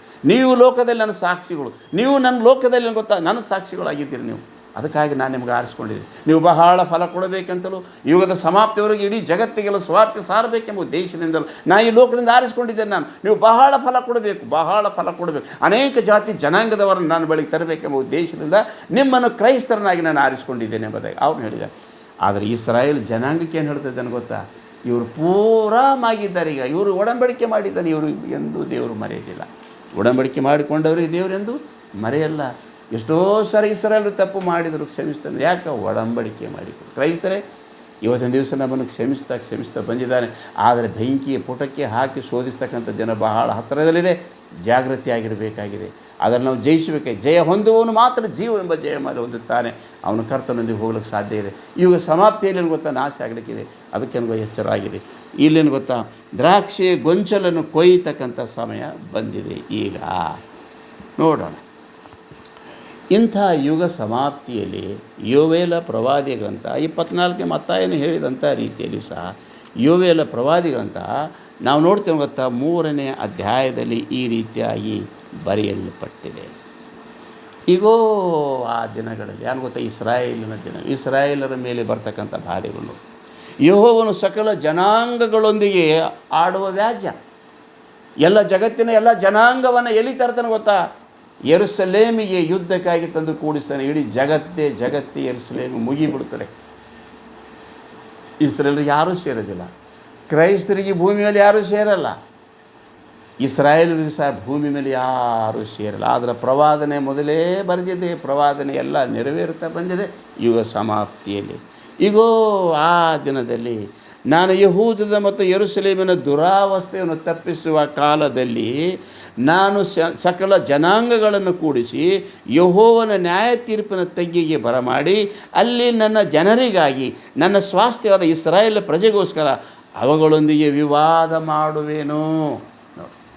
ಎಲ್ಲಿ ಹೊರತಾನಂತ ತಂದೆಯಾದ ದೇವರು, ನಾನು ಯೆಹೂದದ ಮತ್ತು ಯೆರೂಸಲೇಮಿನನ್ನು ಇವರನ್ನು ಆಪತ್ತಿನಿಂದ ತಪ್ಪಿಸುವಂಥ ಸಮಯದಲ್ಲಿ ಸಕಲ ಜನಾಂಗದವರನ್ನೆಲ್ಲ ಯೆರೂಸಲೇಮಿನ ಮೇಲೆ ಯುದ್ಧಕ್ಕಾಗಿ ನಾನೇ ಕಳಿಸ್ಕೊಡ್ತೇನೆ. ಇಸ್ರಾಯೇಲೇ ಮೇಲೆ ಯುದ್ಧಕ್ಕೆ ಬರ್ತಕ್ಕಂಥ Russia, China, Iran, Iraq, north Korea ಎಲ್ಲ ರಾಷ್ಟ್ರದವರು ಬಲಿಷ್ಠರ ಬರ್ರಿ ಎಲ್ಲರೂ ಬರ್ರಿ. ಎಲ್ಲಿಗೆ? ಯೆರೂಸಲೇಮಿಗೆ ಬರ್ರಿ. ಯೆರೂಸಲೇಮಿನವರನ್ನು ರಾಶಿ ಮಾಡೋದಕ್ಕೋಸ್ಕರ ಬರ್ತಾ ಇದ್ದಾರೆ. ಯೆರೂಸಲೇಮಿನ ಮೇಲೆ ಯುದ್ಧಕ್ಕಾಗಿ ಮುಗಿಬೀಳ್ತಾ ಇದ್ದಾರೆ. ಭೂಮಿ ಮೇಲೆ ಅಳಿಸಿಬಿಡುತ್ತೇನೆ ಎಂಬುದಾಗಿ ಗೊತ್ತಾ ಇವತ್ತು ದಿವಸ ಇರಾನ್ ದೇಶ ಹೇಳ್ತಾ ಇದೆ. ಇರಾನ್ ದೇಶ ಏನು ಹೇಳ್ತದೆ ಗೊತ್ತಾ? ಭೂಮಿ ಮೇಲಿಂದ ಭೂಪಟ ಇಸ್ರಾಯೇಲ್ ದೇಶವನ್ನು ಅಳಿಸಿಬಿಡುತ್ತೇನೆ ಎಂಬುದಾಗಿ ಪಣದು ಇಡೀ ಭೂಮಂಡಲದೆಲ್ಲವರು ಅಳಿಸಿಬಿಡೋದಕ್ಕಾಗಿ ಈ ಕಲ್ಲು ಬಂಡಿಯನ್ನು ಎತ್ತಿ ಹಾಕುವುದಕ್ಕೋಸ್ಕರವಾಗಿ ಇಡೀ ಸಮಸ್ತ ಲೋಕ ಅವತ್ತು ದಿವಸ ಬರಲಿಕ್ಕಿದೆ. ಎಲ್ಲಿ ಬರ್ತದೆ ಗೊತ್ತಾ? ಸಕಲ ಜನಾಂಗಗಳನ್ನು ನಾನೇ ಕೂಡಿಸ್ತಿದ್ದೇನೆ. ಯಾರು ಬರು? ನಿಮ್ಗೆ ದೇವರೇ ಕರಿತಾ ಇದ್ದಾನೆ. ಯಾಕೆ? ಯುದ್ಧ ಮಾಡೋ ಸಲ ಕರಿತಾನೆ. ಯಾರು ಇಸ್ರಾಯೇಲನ್ನು ತುಳಿಯೋದಕ್ಕಾಗಿಯೇ ಕರಿತಾ ಇದ್ದಾನೆ. ಮಾಡಿರಿ, ಯುದ್ಧಕ್ಕಾಗಿ ತಯಾರಾಗಿರಿ. ಬರೀ ನಾನು ಸಕಲ ಜನಾಂಗಗಳನ್ನು ಕೂಡಿಸಿ ಯೆಹೋವನ ನ್ಯಾಯ ತೀರ್ಪಿನ ತಗ್ಗಿಗೆ ಬರಮಾಡಿ ಅಲ್ಲಿ ನನ್ನ ಜನರಿಗಾಗಿ ನನ್ನ ಸ್ವಾಸ್ಥ್ಯದ ಇಸ್ರಾಯೇಲ್ ಪ್ರಜೆಗೋಸ್ಕರ ಅವುಗಳೊಂದಿಗೆ ವಿವಾದ ಮಾಡ್ತೇನೆ. ಸಮಸ್ತ ಲೋಕದೊಂದಿಗೆ ಯುದ್ಧ ಮಾಡ್ತೇನೆ ನಾನು. ಹಾಲೆಲೂಯಾ. ನೋಡಿದರೆ ಇಸ್ರಾಯೇಲ್ ಸೋಲ್ತಾರಂತ ಎಷ್ಟೋ ಜನ. ಇಸ್ರಾಯೇಲ್ ಸೋತ ಅರೆ ಅವ್ರು ಸೋಲ್ಬೇಕೇ. ಸೋಲಂಥ ಪರಿಸ್ಥಿತಿಯಲ್ಲಿ ಇಂತಹ ಒಂದು ಘಟನೆ ನಡೀತಾ ಇದೆ. ಐಗುಪ್ತ ದೇಶನ ಬಿಡುಗಡೆ ಮಾಡಿದಂಥ ದೇವರು ಇವತ್ತಿನ ದಿವಸ ಈ ಸಮಸ್ತ ಲೋಕದಿಂದ ಇಸ್ರಾಯೇಲ್ ಜನಾಂಗವನ್ನು ಆತನು ಬಿಡಿಸುತ್ತಾನೆ ಎಂದು ತಪ್ಪೋದಿಲ್ಲ. ಕ್ರೈಸ್ತ ಸಭೆಯನ್ನು ಆತನು ಎತ್ತುತ್ತಾನೆ, ಬಿಡುವುದಿಲ್ಲ. ಈ ಲೋಕ ನಾಶವಾಗಿ ಹೋಗ್ತದೆ, ನನ್ನ ಮಕ್ಕಳು ಒಡಂಬಡಿಕೆಯ ಮಕ್ಕಳು ಎಂದು ನಾಶವಾಗಿ ಹೋಗುವುದಿಲ್ಲ ಎಂಬುದಾಗಿ ವಾಕ್ಯದಲ್ಲಿ ಬರೆಯಲ್ಪಟ್ಟು ಅವುಗಳೊಂದಿಗೆ ಸಕಲ ರಾಜ್ಯರೊಂದಿಗೆ ನಾನು ಅವುಗಳೊಂದಿಗೆ ವಿವಾದ ಮಾಡು. ಅವು ನನ್ನ ಜನರನ್ನು ದೇಶಗಳಿಗೆ ಚದುರಿಸಿ ನನ್ನ ದೇಶವನ್ನು ಹಂಚಿಕೊಂಡಿವೆ ಅಷ್ಟೇ. ಇವತ್ತು ದಿವಸ ಇಸ್ರಾಯೇಲ್ ದೇಶನ ಹಂಚ್ಕೊಂಡಿದ್ರು. ಎಲ್ಲಿ? ಯೂಫ್ರಟೀಸ್ ನದಿಯಿಂದ ನೈಲ್ ನದಿಯವರೆಗೆ ಏನು ಗೊತ್ತಾ? ಪೂರ್ತಿ ಏನು ಗೊತ್ತಾ? ಇಸ್ರಾಯೇಲ್ ದೇಶ ಅದ. ಇವತ್ತು ದಿವಸ ಏನು ಗೊತ್ತಾ? ಅರಬ್ ರಾಷ್ಟ್ರದವ್ರು ನಮ್ಮದಿದೆ ಅಂತ ಹೇಳ್ತಾ ಇದ್ದಾರೆ, ಫಿಲಿಸ್ತೀನವ್ರು ನಮ್ಮದಿದೆ ಅಂತ ಹೇಳ್ತಾರೆ. ಆದರೆ ಅಬ್ರಹಾಮನು ಕೊಟ್ಟಿರ್ತಕ್ಕಂಥ ದೇಶ ಎಲ್ಲಿ ಗೊತ್ತಾ? ಯೂಫ್ರಟೀಸ್ ನದಿಯಿಂದ ನೈಲ್ ನದಿಯ ಐಗುಪ್ತ ದೇಶದ ನೈಲ್ ನದಿಯವರೆಗೆ ಪೂರ್ವತ್ತ ಉತ್ತರ ದಕ್ಷಿಣ ಭಾಗದಾಗಿರ್ತಕ್ಕಂಥ ಪೂರ್ತಿ ಅಬ್ರಹಾಮನಿಗೆ ಕೊಟ್ಟಿರ್ತಕ್ಕಂಥ ನಿನಗೆ ಸ್ವಾಸ್ಥ್ಯ ಕೊಡುತ್ತೆ. ಅಬ್ರಹಾಮನ ದೇಶ ಏನು ಗೊತ್ತಾ? ಇದು ಅದು. ಇವತ್ತು ದಿವಸ ಆ ದೇಶದಲ್ಲಿ ಗೊತ್ತಾ? ಎಲ್ಲರನ್ನು ಗೊತ್ತಾ ತುಂಬಿ ಹೋಗಿದ್ದಾರೆ. ಫಿಲಿಸ್ಟಿಯರು ತುಂಬಿ ಹೋಗಿದ್ದಾರೆ, ಹಾಮದವ್ರು ತುಂಬಿ ಹೋಗಿದ್ದಾರೆ, ಅರಬ್ ರಾಷ್ಟ್ರದವ್ರು ತುಂಬಿ ಹೋಗಿದ್ದಾರೆ. ಇವತ್ತು ಇರಾನ್, ಇರಾಕ್ ಎಲ್ಲ ಅದರಲ್ಲೇ ಅದು ಯಾರದ ರಾಷ್ಟ್ರ? ಇದು ನಂದದ, ನೀವು ಹಂಚಿಕೊಂಡಿದ್ದೀರಿ. ಅವು ನನ್ನ ಜನರನ್ನು ದೇಶವನ್ನು ಚದುರಿಸಿ ನನ್ನ ದೇಶ ಹಂಚಿಕೊಂಡಿವೆ.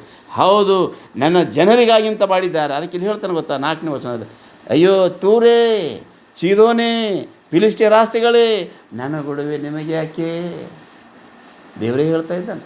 ಅಯ್ಯೋ ಇಸ್ರೇಲ್ ಮಕ್ಕಳಿಗಾಗಿ ಇಷ್ಟು ನೀವು ಕಷ್ಟ ಕೊಡ್ತಾ ಇದ್ದೀರಲ್ಲ. ಟೈರ್ ಇವತ್ತು ದಿವಸ ಟರ್ಕಿ ದೇಶ, ಟೈರು, ಚೀದೋನು. ಯಾಕೆ? ಫಿಲಿಸ್ಟಿಯ ರಾಷ್ಟ್ರಗಳವರೇ, ನನ್ನ ಗೊಡವೆ ನಿಮಗೆ ಯಾಕೆ? ಯುದ್ಧ ಮಾಡ್ಲಿಕ್ಕೆ ಯಾರಿಗೆ ಬಂದಿದ್ದೀರಿ? ಇಸ್ರಾಯೇಲ್ರ ವಿರುದ್ಧ ಯುದ್ಧ ಮಾಡೋಕ್ಕೆ ಬಂದಿರಿ. ದೇವರು ಹೇಳ್ತಾನೆ ಗೊತ್ತಾ? ನನ್ನ ಜೊತೆಯಲ್ಲಿ ಯುದ್ಧ ಮಾಡೋರಾಗಿದ್ದೀರಿ ನೀವು. ನನ್ನ ಗೊಡವೆ ನಿಮಗೆ ಯಾಕೆ? ನನಗೆ ಪ್ರತೀಕಾರ ಮಾಡುವಿರೋ? ನನಗೆ ತಿರುಗಿ ಬೀಳ್ತೀರಾ ನೀವು? ಸುಮ್ಮನೆ ತಂಟೆ ಮಾಡ್ತಿದ್ದರಲ್ಲೇ ನೀವು ಮಾಡುವ ಕೇಡನ್ನು ತ್ವರೆಯಾಗಿ ಶೀಘ್ರವಾಗಿ ನಿಮ್ಮ ತಲೆಗೆ ನಾನು ತಿರುಗಿ. ಬೆಳ್ಳಿ ಬಂಗಾರಗಳನ್ನು ಕಸ್ಕೊಂಡಿದ್ದೀರಿ, ನನ್ನ ಒಳ್ಳೊಳ್ಳೆಯ ಪ್ರಿಯ ವಸ್ತುಗಳನ್ನು ನೀವು ಕಸ್ಕೊಂಡಿದ್ದೀರಿ. ಇವತ್ತು ನೀವು ಸಹ ನಿಮಗೆ ನಾನೇನು ಮಾಡ್ತೇನೆ ಗೊತ್ತಾ? ನ್ಯಾಯ ಮಾಡ್ತೇನೆ. ನೋಡಿ, ಜನಾಂಗಗಳು ಹೀಗೆ ಪ್ರಕಟಿಸಿರಿ. ಈಗ ನೀವು ಎಷ್ಟು ಜನ ಬರ್ತೀರಿ? ಬರ್ರಿಯಪ್ಪ, ಇಸ್ರೇಲ್ ಜನಾಂಗದ ಮೇಲೆ ಯುದ್ಧ ಮಾಡೋದಕ್ಕೆ, ಈ ದ್ರಾಕ್ಷಿಯ ಗೊಂಚಲನ್ನು ಅಳಿಸಿ ಬಿಡೋದಕ್ಕೋಸ್ಕರವಾಗಿ ಎಷ್ಟು ಜನ ಬರ್ತೀರಿ? ಬರ್ರಿ. ಜನಾಂಗಗಳು ಹೀಗೆ ಪ್ರಕಟಿಸಿರಿ. ಜನಾಂಗಗಳೇ ಸನ್ನದ್ಧರಾಗಿರಿ. ಎಲ್ಲ ದೇಶ, ರಾಷ್ಟ್ರ, ಭೂಮಂಡಲ ಒಂದು ಕಡೆ, ಇಸ್ರಾಯೇಲ್ ಒಂದು ಕಡೆ. ಎಷ್ಟು ವರ್ಷ ಇರ್ತದೆ? 3.5 ವರ್ಷ. ಅದು ಬುಗಿಲಿನ ಪಟ್ಟಣ. ಅದು ಬೆಂಕಿ ಹತ್ತಿ ಉರಿತಕ್ಕಂಥ ಒಂದು ಪಟ್ಟಣ. ಅದು ರಾತ್ರಿ ಹಗಲು ಉರಿತಾ ಇರ್ತದೆ ಅಲ್ಲಿ. ಅಷ್ಟು ಯುದ್ಧ. ಇಸ್ರಾಯೇಲ್ ಒಂದೇ. ಆಗ ಅಮೇರಿಕ ಇದಕ್ಕೆ ಸಹಾಯ ಮಾಡೋರು ಯಾರು? ಎಲ್ಲರೂ ಕೈ ಬಿಟ್ಬಿಟ್ಟಿರ್ತಾರೆ. ಇಡೀ ಜಗತ್ತೇ ಕೈ ಬಿಟ್ಟಿರ್ತಾರೆ. ಅಮೇರಿಕ ಸಹಾಯ ಮಾಡಲ್ಲ, ಯುರೋಪಿಯನ್ ಹಿಡಿದ್ರೆ ಸಹಾಯ ಮಾಡಲ್ಲ, ಯಾರೂ ಮಾಡಲ್ಲ. ಅದು ಒಂದೇ ಆಗಿರ್ತದೆ. ಅದರ ಜೊತೆಯಲ್ಲಿ ದೇವರು ಇರ್ತಾರೆ. ಏನಂತ ಗೊತ್ತಾ? ಜನಾಂಗಗಳೇ ಸನ್ನದ್ಧರಾಗಿರಿ, ಸೂರರೇ ಎಚ್ಚರವಾಗಿರಿ. ಯೋಧರೆಲ್ಲರೂ ಕೂಡಲಿ, ಬರಲಿ ಮಿಲಿಟ್ರಿ. ಎಲ್ಲಿಗೆ ಬರಲಿ? ಯೆರೂಸಲೇಮಿನ ಮ್ಯಾಗೆ ಯುದ್ಧಕ್ಕೆ ಬನ್ನಿರಿ, ಯೋಧರೆಲ್ಲ ಕೂಡಲಿ, ಯುದ್ಧಕ್ಕೆ ಹೊರಡಲಿ. ನಿಮ್ಮ ಗುಳಗಳನ್ನು ಕುಲುಮೆಗಳನ್ನು ಹಾಕಿ ಕತ್ತಿಗಳನ್ನಾಗಿ ಕುಡುಗೋಲುಗಳನ್ನು ಬರ್ಚಿಗಳನ್ನು ಮಾಡಿರಿ. ನೋಡಿ ಅಂದ್ರೆ ಗೊತ್ತಾ, ನೀವೆಲ್ಲ ಅಮ್ಯುನಿಷನು, ಯುದ್ಧದ ಸಾಮಗ್ರಿಗಳೆಲ್ಲ ಏನು ನ್ಯೂಕ್ಲಿಯರ್ ವಾರ್ ಹೆಡ್ ತಗೋರಿ, ಎಲ್ಲ ಯುದ್ಧ ಸಾಮಗ್ರಿ ಮಿಲಿಟ್ರಿ ಎಲ್ಲ ತಗೊಂಡು ಎಲ್ಲಿ ಬರ್ರಿ. ಒಬ್ಬ ದುರ್ಬಲನು ಯಾನಂತ ಹೇಳ್ಕೊಬೇಕಂತ ಶೂರನಂದು ಹೇಳಿಕೊಡ್ತಾನೆ. ಯಾರು ಇವತ್ತು ನ್ಯೂಸ್ ಗೊತ್ತಾ, ನನ್ನ ದೇಶ ಬಲಹೀನದಂತ ಯಾರೋ ಬಲ. ಎಂಥ ರಾಷ್ಟ್ರಗಳು ಏನಾಗುತ್ತೆ, ಎಂಥ ಬಲಹೀನ ಆದರೂ ನಾವು ಶೂರ ಅಂತ ಹೇಳ್ಕೊತಾರಂತ. ಇವತ್ತಿನ ಸಣ್ಣ ದೇಶ ಯಾವುದು ನಾರ್ತ್ ಕೊರಿಯಾ, ಇಡೀ ಅಮೇರಿಕಕ್ಕೆ ಅನಿಸ್ಲಕ್ಕೆ ಶುರು ಮಾಡಿ. ನಾವು ಸಣ್ಣವನು ದುರ್ಬಲನು ಶೂರನೆಂದು ಹೇಳಿಕೊಳ್ಳಲಿ. ಸುತ್ತಲ ಜನಾಂಗಗಳೇ, ಯೆರೂಸಲೇಮಿನ ಸುತ್ತಮುತ್ತಲಿರ್ತಕ್ಕಂಥ ರಾಷ್ಟ್ರಗಳೇ ತ್ವರೆ ಪಡಿರಿ, ನೀವೆಲ್ಲರೂ ಬನ್ನಿರಿ, ಕೂಡಿಕೊಳ್ಳಿರಿ. ಯೆಹೋವನೇ ನಿನ್ನ ಶೂರನು ರಣರಂಗಕ್ಕೆ ಇಳಿಸು, ಬರ್ರಿ ಯುದ್ಧಕ್ಕೆ ಬರ್ರಿ. ಅಲ್ಲೇ ಸುತ್ತಣ ಜನಾಂಗಗಳಿಗೆಲ್ಲ ನ್ಯಾಯ ತೀರಿಸಲು ಆಸೀನನಾಗಿರುವನು ಯೆಹೋವನ ಶೂರರೇ, ಎಲ್ಲರೂ ನೀವು ಬರ್ರಿ. ಏನು ಹಾಕ್ತಾರೆ? ಯೆಹೋವನ ಶೂರರೇ, ಕುಡುಗೋಲನ್ನು ಹಾಕಿ, ಫಲ ಪಕ್ವವಾಗಿದೆ ಬನ್ನಿರಿ, ತುಳಿಯಿರಿ. ದ್ರಾಕ್ಷಿ ಅಲಿ ಭರ್ತಿಯಾಗಿದೆ. ಇಸ್ರಾಯೇಲ್ ಏನು ಗೊತ್ತಂದ್ರೆ ತುಳಿದು ಹಾಕ್ಲಾಕ ನೀವು ಬರ್ರಿ. ದ್ರಾಕ್ಷಿ ಅಲಿ ಪೂರ್ತಿಯಾಗಿದೆ, ತೊಟ್ಟಿಗಳು ತುಂಬಿ ತುಳುಕುತ್ತವೆ.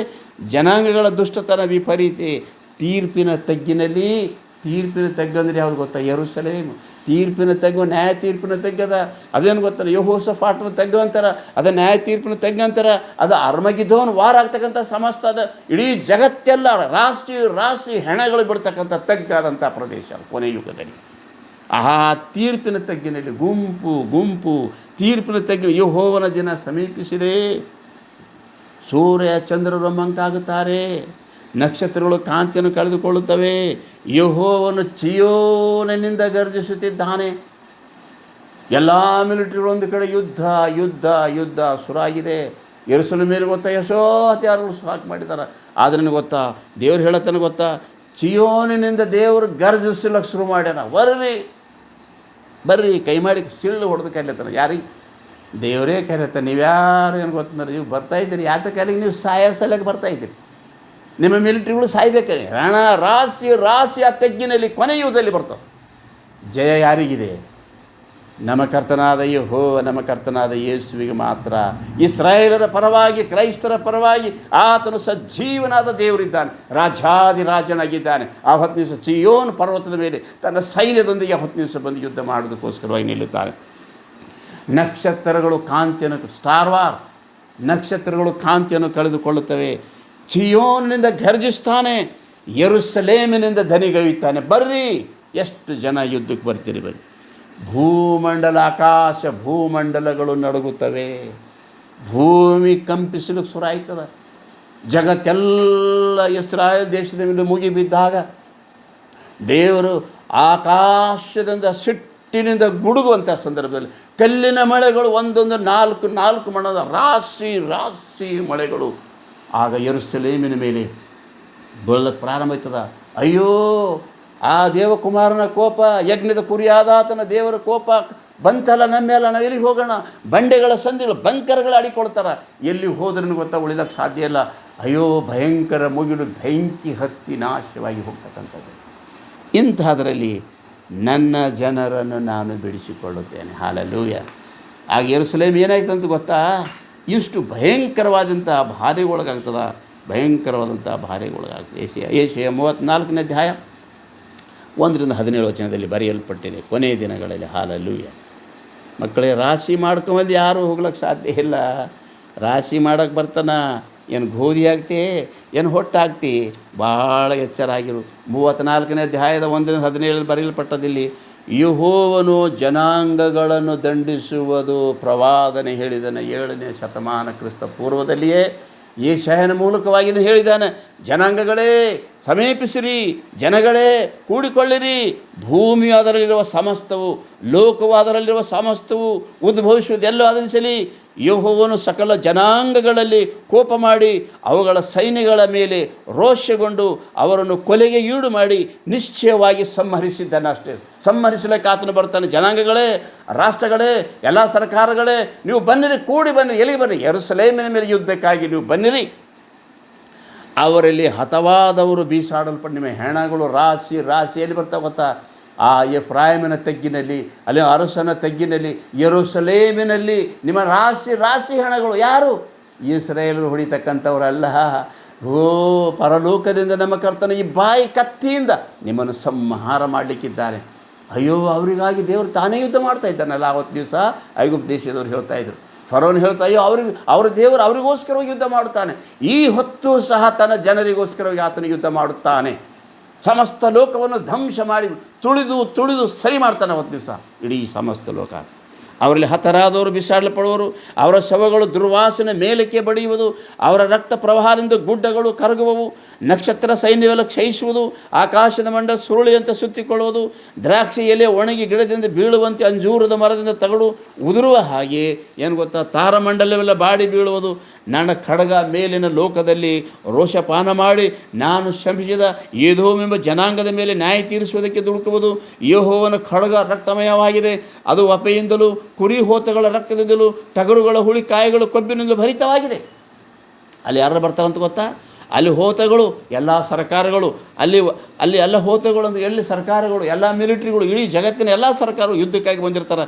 ರಕ್ತದಿಂದ ಟಗರುಗಳು, ಹುರುಳಿಕಾಯಿಗಳು, ಕೊಬ್ಬಿನಿಂದ ಫಲಭರಿತವಾದ ಯೆಹೋವನ ಬೋಚನದಲ್ಲಿ ಬಲಿಯನ್ನು ಏದೋಮ್ ಸೀಮೆ ದೊಡ್ಡ ಕೊಲೆಯನ್ನು ಮಾಡಬೇಕಿದ್ದಾನೆ. ಯಜ್ಞ ಪಶುಗಳೊಂದಿಗೆ ಕಾಡು ಕೋಣಗಳು. ಯಜ್ಞ ಪಶು ಯಾರು ಗೊತ್ತಾ? ಯೆರೂಸಲೇಮಿನಲ್ಲಿರ್ತಕ್ಕಂಥ ಯೆಹೂದ್ಯರು, ಇಸ್ರಾಯೇಲರು. ಇವರು ಯಜ್ಞ ಪಶುಗಳು. ಅವರ ಮಧ್ಯದಲ್ಲಿ ಯಜ್ಞ ಪಶುಗಳೊಂದಿಗೆ ಕಾಡು ಕೋಣಗಳು ಅಂದರೆ ಎಲ್ಲ ಸರ್ಕಾರ ಮಿಲಿಟರಿಗಳು, ಕಾಡು ಕೋಣಗಳು, ಹೋರಿಗಳು ಬರುವವು. ಈ ದೇಶ ರಕ್ತದಿಂದ ನೆನೆಯುವುದು, ಅಲ್ಲಿನ ಧೂಳು ಕೊಬ್ಬಿನಿಂದ ಜಿಡ್ಡಾಗುವುದು. ಏಕೆಂದರೆ ಯೆಹೋವನು ಮೊಯಿ ತೀರಿಸುವ ದಿನ ಬಂದಿದೆ. ಇದು ಕೊನೆ ದಿನ. ಯೆಹೋವನು ಮೊಯಿ ತೀರಿಸಿದ ದಿನ ಬಂದಿದೆ. ಚೀಯೋನಿನ ವ್ಯಾಜ್ಯದಲ್ಲಿ, ಯೆರೂಸಲೇಮಿನ ವ್ಯಾಜ್ಯದಲ್ಲಿ, ಯೆರೂಸಲೇಮಿನ ಈ ವ್ಯಾಜ್ಯದಲ್ಲಿ ಲೋಕಕ್ಕೆ ನ್ಯಾಯ ತೀರಿಸ್ತಕ್ಕಂಥ ಒಂದು ದಿನ ಇದೆ. ಹಾಲೆಲೂಯಾ. ಕರ್ತನಲ್ಲಿ ಪ್ರಿಯರೇ, ಇಂಥ ಒಂದು ದಿನ ಇದೆ. ನೀವು ಬರ್ರಿ. ದೇಶ ತಲಾಂತರಗಳಲ್ಲಿ ಹಾಳು ಬೀಳ್ತದ. ಅಲ್ಲಿ ಪಟ್ಟಕ್ಕೆ ಕರೆಯಲು ಯಾರೂ ಇರೋದಿಲ್ಲ. ಇದರಲ್ಲಿ ನೀವು ಬಂದು ನೀವು ನೋಡಿಲ್ಲ ಬರೆದಿದೆ ಗೊತ್ತಾ? 16ನೇ ಅಧ್ಯಾಯ ವಿಷಯ ಪ್ರವಾದಿ ಗ್ರಂಥ 34ನೇ ಅಧ್ಯಾಯ 16ನೇ ವಚನದ ಬರೀ, ಯೆಹೋವನ ಶಾಸ್ತ್ರದಲ್ಲಿ ಹುಡುಕಿ ಹೋದ್ರಿ, ಇದರಲ್ಲಿ ಯಾವುದೂ ಇಲ್ಲದಿರುವುದು ಎಲ್ಲ ಇರ್ತದಲ್ಲಿ. ಶಾಸ್ತ್ರ ತೆಗೆದು ಓದಿ ನೋಡಿರಿ. ಜಗತ್ತೆಲ್ಲ ನಾಶ ಮಾಡೋದಕ್ಕಾಗಿ ದೇವರು ತಾನೇ ಕರೀತಾ ಇದ್ದಾನೆ ತನ್ನ ಮಕ್ಕಳಿಗೆ ರಾಶಿ ಮಾಡೋ ಸಲಕ. ಯೆರೂಸಲೇಮಿನ ಮೇಲೆ ಯುದ್ಧಕ್ಕೆ ಕರೀತಾ ಇದ್ದಾನೆ. ಬರ್ರಿ ಯುದ್ಧಕ್ಕೆ ಬರ್ರಿ. ಇವತ್ತು ದಿವಸ ಗೋಗ್ ಮಾಗೋಗ್ ಅಂತಕ್ಕಂಥ ರಾಷ್ಟ್ರಗಳಿಗೆ ಬರ್ರಿ ಯುದ್ಧ ಮಾಡೋಕ್ಕೆ. ದೇವರು ತಾನೇ ಕರೀತ. ನೀವೇನು ಬರೋದಕ್ಕೆಲ್ಲ ನಿಮ್ಮನ್ನು ಕೊಲೆ ಮಾಡೋದಕ್ಕೋಸ್ಕರವಾಗಿ ಕರ್ತನು ಕರೀತಾ ಇದ್ದಾರೆ. ಸಮಸ್ತ ಲೋಕಕ್ಕೆ ಜನಾಂಗಗಳ ಮೇಲೆ ದೇವ್ರ ಕೋಪ ಅದರಲ್ಲಿ ಬರೆದು ಗೊತ್ತಾ? ಯೆಹೋವನು ಜನಾಂಗಗಳನ್ನು ದಂಡಿಸುವುದು ಎಂಬುದಾಗಿ.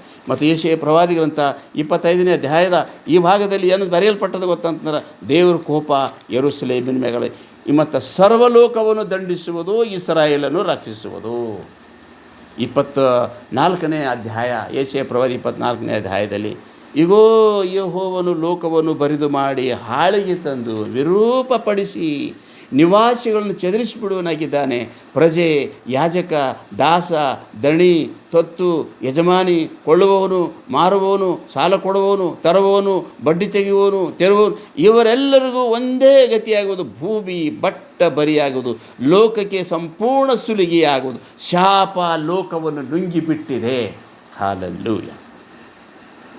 ಇಂಥ ಒಂದು ದಿನ, ಸುಗ್ಗಿಯ ದಿನ, ಸುಗ್ಗಿ ಮಾಡ್ತಾನೆ ದೇವರು ಬಂದು. ಕರ್ತನಲ್ಲಿ ಪ್ರಿಯರೇ, ಅದಕ್ಕೋಸ್ಕರವಾಗಿ ಎಲ್ಲ ಪ್ರವಾದನೆ ಗ್ರಂಥಗಳಲ್ಲಿ ಬರೆದ ಹಾಗೆಯೇ ಇವತ್ತಿನ ದಿವಸ ಆ ದಿನ ಬಹಳ ಹತ್ತಿರದಲ್ಲಿ ಇದೆ. ಯೆರೆಮೀಯ 12:9 ನೋಡಿ. ಯೆರೆಮೀಯ 12ನೇ ಅಧ್ಯಾಯ 9ನೇ ವಚನದಲ್ಲಿ ಬರೆಯಲ್ಪಟ್ಟಿದೆ, ಪ್ರವಾದನೆಯ ವಾಕ್ಯ ಎಂದೂ ಸುಳ್ಳಿಲ್ಲ. ಪ್ರಕಟಣೆ ಗ್ರಂಥ ಯಾವುದು ಸುಳ್ಳಾಗಿರ್ತಕ್ಕಂಥ ಯಾವುದು ಇದರಲ್ಲಿಲ್ಲ. ಎಲ್ಲ ನೆರವೇರುವಂಥ ಸಮಯ ಬಂದಿದೆ. 12ನೇ ಅಧ್ಯಾಯ 9ನೇ ವಚನದಲ್ಲಿ ಬರೆಯಲ್ಪಟ್ಟಿದೆ, ನನ್ನ ಸ್ವಾಸ್ಥ್ಯವಾದ ಜನವು ನನ್ನ ದೃಷ್ಟಿಗೆ ಚಿತ್ರ ವರ್ಣದ ಹದ್ದಿನಂತಿದೆಯೋ, ಹದ್ದುಗಳು ಅದರ ಸುತ್ತಲೂ ವಿರುದ್ಧವಾಗಿ ಕೂತಿವೆಯೋ, ಹೋಗಿರಿ ಅದನ್ನು ತಿಂದು ಬಿಡುವುದಕ್ಕೆ ಎಲ್ಲ ಕಾಡು ಮೃಗಗಳನ್ನು ಕರೆತನ್ನಿರಿ. ನನ್ನ ದೇಶ, ನನ್ನ ಸ್ವಾಸ್ಥ್ಯದ ಜನ ಹೆಂಗದ, ಇಸ್ರಾಯೇಲ್ ಜನ ಹೆಂಗ, ನನ್ನ ದೃಷ್ಟಿಗೆ ಚಿತ್ರವರ್ಣದ ಹದ್ದಿನಂತಿದೆ. ಸುಂದರವಾದ ಹದ್ದು ಯಾವ ರೀತಿಯಿಂದ ಇರ್ತದ, ನನ್ನ ಚಿತ್ರ ಬಣ್ಣದಿಂದ ಕೂಡಿದಂಥ ಸುಂದರವಾದಂಥ ಹದ್ದಿನಂತಿರ್ತಕ್ಕಂಥ ಇದ್ರ ಮೇಲೆ ನೀನು ಗೊತ್ತಂದ್ರೆ ಹೋಗಿರಿ ಅದನ್ನು ತಿಂದು ಬಿಡೋದಕ್ಕಾಗಿ ಎಲ್ಲ ಕಾಡು ಮೃಗಗಳಿಗೆ ಕರ್ಕೊಂಡು ಬನ್ನಿರಿ, ಅಲ್ಲಿ ನಾನು ನಿಮಗೆ ನ್ಯಾಯ ತೀರಿಸ್ತೀನಿ. ಬಹು ಮಂದಿಗಾರರು ನನ್ನ ತೋಟವನ್ನು ಕೆಡಿಸಿದ್ದಾರೆ, ನನ್ನ ಮಕ್ಕಳನ್ನು ಕೆಡಿಸೋದಕ್ಕೋಸ್ಕರವಾಗಿ ಒಂದು ದಿವಸ ಬರ್ತಾರೆ, ಅವತ್ತಿನ ದಿವಸ ಅವ್ರಿಗೆ ನಾನು ನ್ಯಾಯ ತೀರಿಸ್ತೇನೆ. ಯೆರೆಮೀಯ 46:10 ಹೇಳಿದ ಹಾಗೆ. ಹಾಲೆಲೂಯ. ಯೆರೆಮೀಯ 46:10 ಹೇಳಿದ ಹಾಗೆ ಆ ಯುದ್ಧ ದಿನವು, ಈ ಒಂದು ರಾಶಿ ಮಾಡ್ತಕ್ಕಂಥ ದಿನ, ಈ ಸಮಸ್ತ ಯುಗ ಸಮಾಪ್ತಿ ಮಾಡುವಂಥ ದಿನ, ಆ ಯುದ್ಧದ ದಿನವು ಸೇನಾಧೀಶನಾದ ಯೆಹೋವನೆಂಬ ಕರ್ತನು ತನ್ನ ಶತ್ರುಗಳಿಗೆ ಮುಯಿ ತೀರಿಸುವ ದಿನವಾಗಿದೆ. ಅದು ದಂಡನೆಯ ದಿವಸ. ಆಗ ಖಡ್ಗವು ನುಂಗಿ ತಣಿಯುವುದು, ಅದರ ರಕ್ತವನ್ನು ತುಂಬ ಹೀರುವುದು.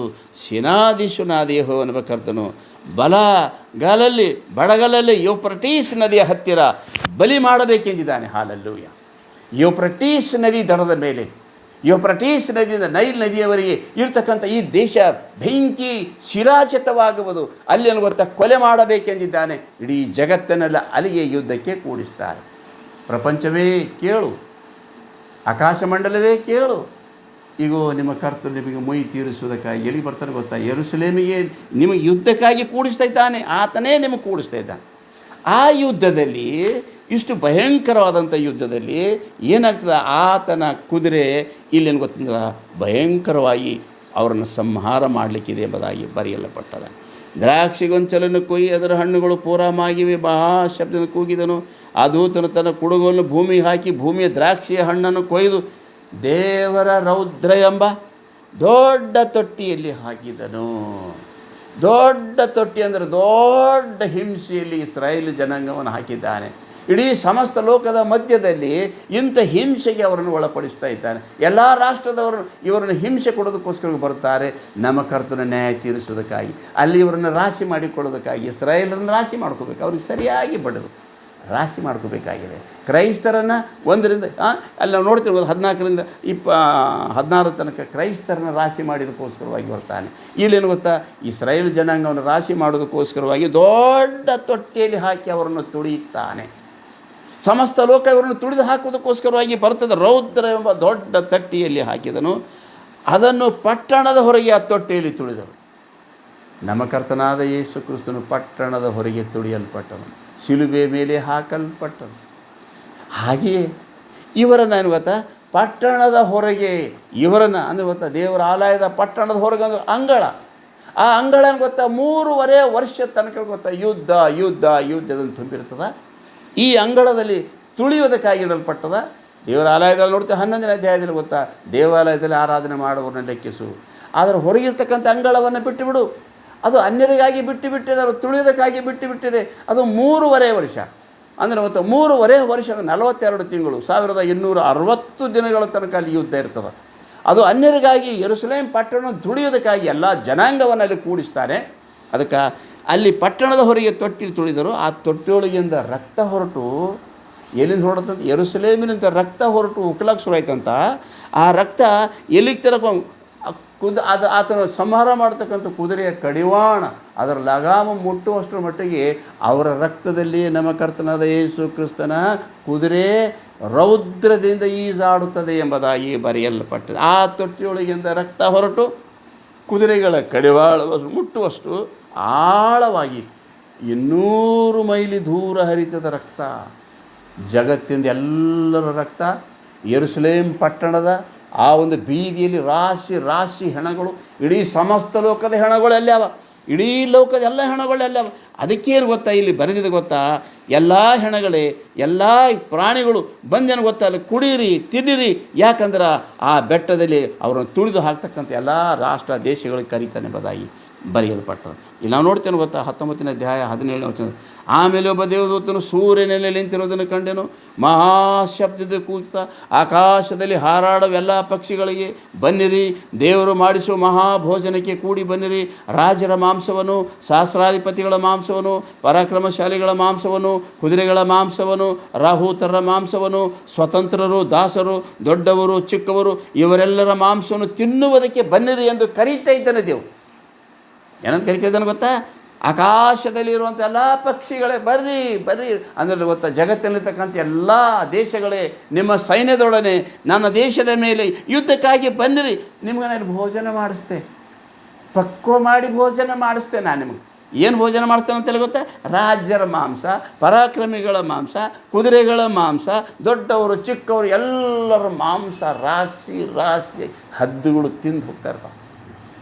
ಅಲ್ಲಿ ಅವ್ರ ಹೆಣಗಳು ಎತ್ತೋರಿಗೆ ಯಾರಿಲ್ಲ, ಭೂಮಿ ಗೊಬ್ಬರ ಆಗಿಬಿಡ್ತಾರೆ ಕೊನೆ. ಥರ್ಡ್ ವರ್ಲ್ಡ್ ವಾರ್ ಇಷ್ಟು ಭಯಂಕರ ಇದೆ ಮಕ್ಕಳೇ. ಅದು ಯಾರ ಮೇಲಿದೆ? ಯಾಕೆ ಬರ್ತಾ ಇದೆ? ಕ್ರೈಸ್ತರನ್ನು ಈ ಲೋಕದಿಂದ ರಾಶಿ ಮಾಡಿಕೊಳ್ಳುವುದಕ್ಕಾಗಿ, ಇಸ್ರಾಯೇಲ್ ಜನಾಂಗವನ್ನು ರಾಶಿ ಮಾಡಿಕೊಳ್ಳುವುದಕ್ಕಾಗಿ ಬರ್ತಾ ಇದ್ದಾನೆ. ಇವರಿಬ್ಬರನ್ನು ರಾಶಿ ಮಾಡಿಕೊಂಡಿದ ಮೇಲೆ ಹೊಟ್ಟಾಗಿರ್ತಕ್ಕಂಥ ಸಮಸ್ತ ದೇಶ ಬೆಂಕಿಯಲ್ಲಿ ನಾಶ ಮಾಡಿಬಿಡ್ತಾನೆ. ಯುಗ ಸಮಾಪ್ತಿ. ಇದು ಅರ್ಥ ಆಗಿದೆ ನಿಮಗೆ, ಇದರ ರಹಸ್ಯ ನಿಮಗೆ ಗೊತ್ತಾಗಿದೆ ದೇವ್ರ ಮಕ್ಕಳೇ. ಮತ್ತು ಆ ಒಂದು ಕುದುರೆ ಕಡಿವಾಣ ಎಲ್ಲಿ ತನಕ ಹೋಗ್ತದೆ ಗೊತ್ತಾ? ಎಷ್ಟು ದೂರ ಹರಿತದಂತ ಗೊತ್ತಾ? 1600 ಸಾಧ್ಯ ಅಂದ್ರೆ ಗೊತ್ತಾ? 180 ಮೈಲೇನು ಗೊತ್ತಾ ಹರಿತದೆ. ಅವರ ರಕ್ತ ಎಲ್ಲಿಂದ ಎಲ್ಲಿಗೆ ಹರಿತದೆ ಗೊತ್ತಾ? ಯೆರೂಸಲೇಮಿಂದ ಹೊರಟು ಯೂಫ್ರಟೀಸ್ ನದಿ ತನಕ, ಇತ್ತು ಕಡೆ ಗೊತ್ತ ನೈಲ್ ನದಿ ತನಕ ಇಡೀ ಸಮಸ್ತ ಲೋಕದ ಎಲ್ಲ ಮಿಲಿಟರಿಗಳ ರಕ್ತ, ಎಲ್ಲ ರಾಜ್ಯಗಳು, ಎಲ್ಲ ಸಾಮ್ರಾಜ್ಯಗಳ ರಕ್ತ ಅಲ್ಲಿ ಹರಿತಾ ಇರ್ತದೆ. ಎಲ್ಲಿ ಗೊತ್ತಾ? ಅದಕ್ಕೆ ಶಿಲಾಜತವಾಗಿರ್ತದೆ. ಅದರಿಂದ ಅವರ ರಕ್ತದಿಂದ ಆ ಯೆರೂಸಲೇಮು ಜಿಡ್ಡಾಗಿರ್ತದೆ ಎಂಬುದಾಗಿ, ರಕ್ತದಿಂದ ಜಿಡ್ಡಾಗಿ ಹೋಗ್ತದೆ. ಅವತ್ತು ದಿವಸ 3.5 ವರ್ಷ ಗೊತ್ತಾ ಅಲ್ಲಿರುವಂಥ ಭಯಂಕರವಾದಂಥ ಶ್ರಮೆ ಸಂಕಟ. ಮುಂದಿನ ದಿವಸ ಗೊತ್ತಾ ಯುದ್ಧ, ಯೆರೂಸಲೇಮಿನ ಯುದ್ಧ ಪ್ರಾರಂಭ ಆಗಿದೆ. ಇವಾಗ ಸಮಾಪ್ತಿ ಅದ. 2025 ವರ್ಷ ಇದೆ. ಇನ್ನೆಷ್ಟು ವರ್ಷ ಬೇಕಂತೀರಿ? ನಮ್ಮ ಕರ್ತನ ಬರ್ತಕ್ಕಂಥ ದಿನ ಭಾಳ ಹತ್ತಿರದಲ್ಲಿದೆ. ಇವೆಲ್ಲ ನೋಡುವಾಗ ಆ ದಿನ ಭಾಳ ಹತ್ತಿರ ಮನೆ ಬಾಗಿಲಿದೆ ಎಂಬುದನ್ನು ತಿಳ್ಕೊಳ್ಳಿ. 24ನೇ ಬಲ್ಯಪಟ್ಟೆ. ಇದನ್ನು ನಾವು ಗ್ರಹಿಸ್ಕೊಳ್ತಾ ಇದ್ದೇವ? ಎಚ್ಚರಿಕೆ ನಮಗಾದ. ಇವತ್ತು ದಿವಸ ಯೆರೂಸಲೇಮಿನ ಕಡೆ ಸ್ವಲ್ಪ ದೃಷ್ಟಿ ಇಟ್ಟು ನೋಡಿ. ಜಗತ್ತಿನಲ್ಲಿ ಏನಾಗ್ತಾಯಿದೆ, ಇಡೀ ರಾಷ್ಟ್ರಗಳು ಏನಂತ ಇವತ್ತು ದಿವಸ ಇಸ್ರಾಯೇಲ್ ಜನಾಂಗವನ್ನು. ಮತ್ತು ಅಂದ್ರೇನು 180 ಮೈಲ್ ಏನು ಗೊತ್ತಾ ರಕ್ತ ಹರಿತದ. ಅದರ ಅದೇನು ಗೊತ್ತಂದ್ರೆ ಅರ್ಥಾತ್ 180 ಮೈಲ್ ಅಂದ್ರೆ 300 ಕಿಲೋಮೀಟ್ರ್, 300 ಕಿಲೋಮೀಟ್ರ್ ಗೊತ್ತಂದ್ರೆ ದೂರ ಹರಿತದಂತ. ಅದರಾಗ ಕ್ರಿಸ್ತನ ಕುದುರೆ ವೈರಿಗಳನ್ನು ಸಂಹಾರ ಮಾಡುತ್ತಾ ಈಜಾಡುತ್ತದೆ ಎಂಬುದಾಗಿ ಬರೆಯೋದು. ಹಲ್ಲೆಲೂಯಾ. ನಮ್ಮ ಕರ್ತನು ರಾಜಾದಿರಾಜನು, ಕರ್ತಾದಿಕರ್ತನು, ನಮ್ಮ ಸರ್ವಶಕ್ತನಾದ ದೇವರ ಉಗ್ರ ಕೋಪ ಎಂಬ ದ್ರಾಕ್ಷಿಯ ತೊಟ್ಟೆಯಲ್ಲಿರೋದನ್ನು ತುಳಿತಾನೆ. ಆತನು ತೊಳೆಯ ಮೇಲಿನ ವಸ್ತ್ರದಲ್ಲಿ ರಾಜಾದಿರಾಜನು, ಕರ್ತನು ಎಂದು ಹೆಸರು ಬರುತ್ತದೆ.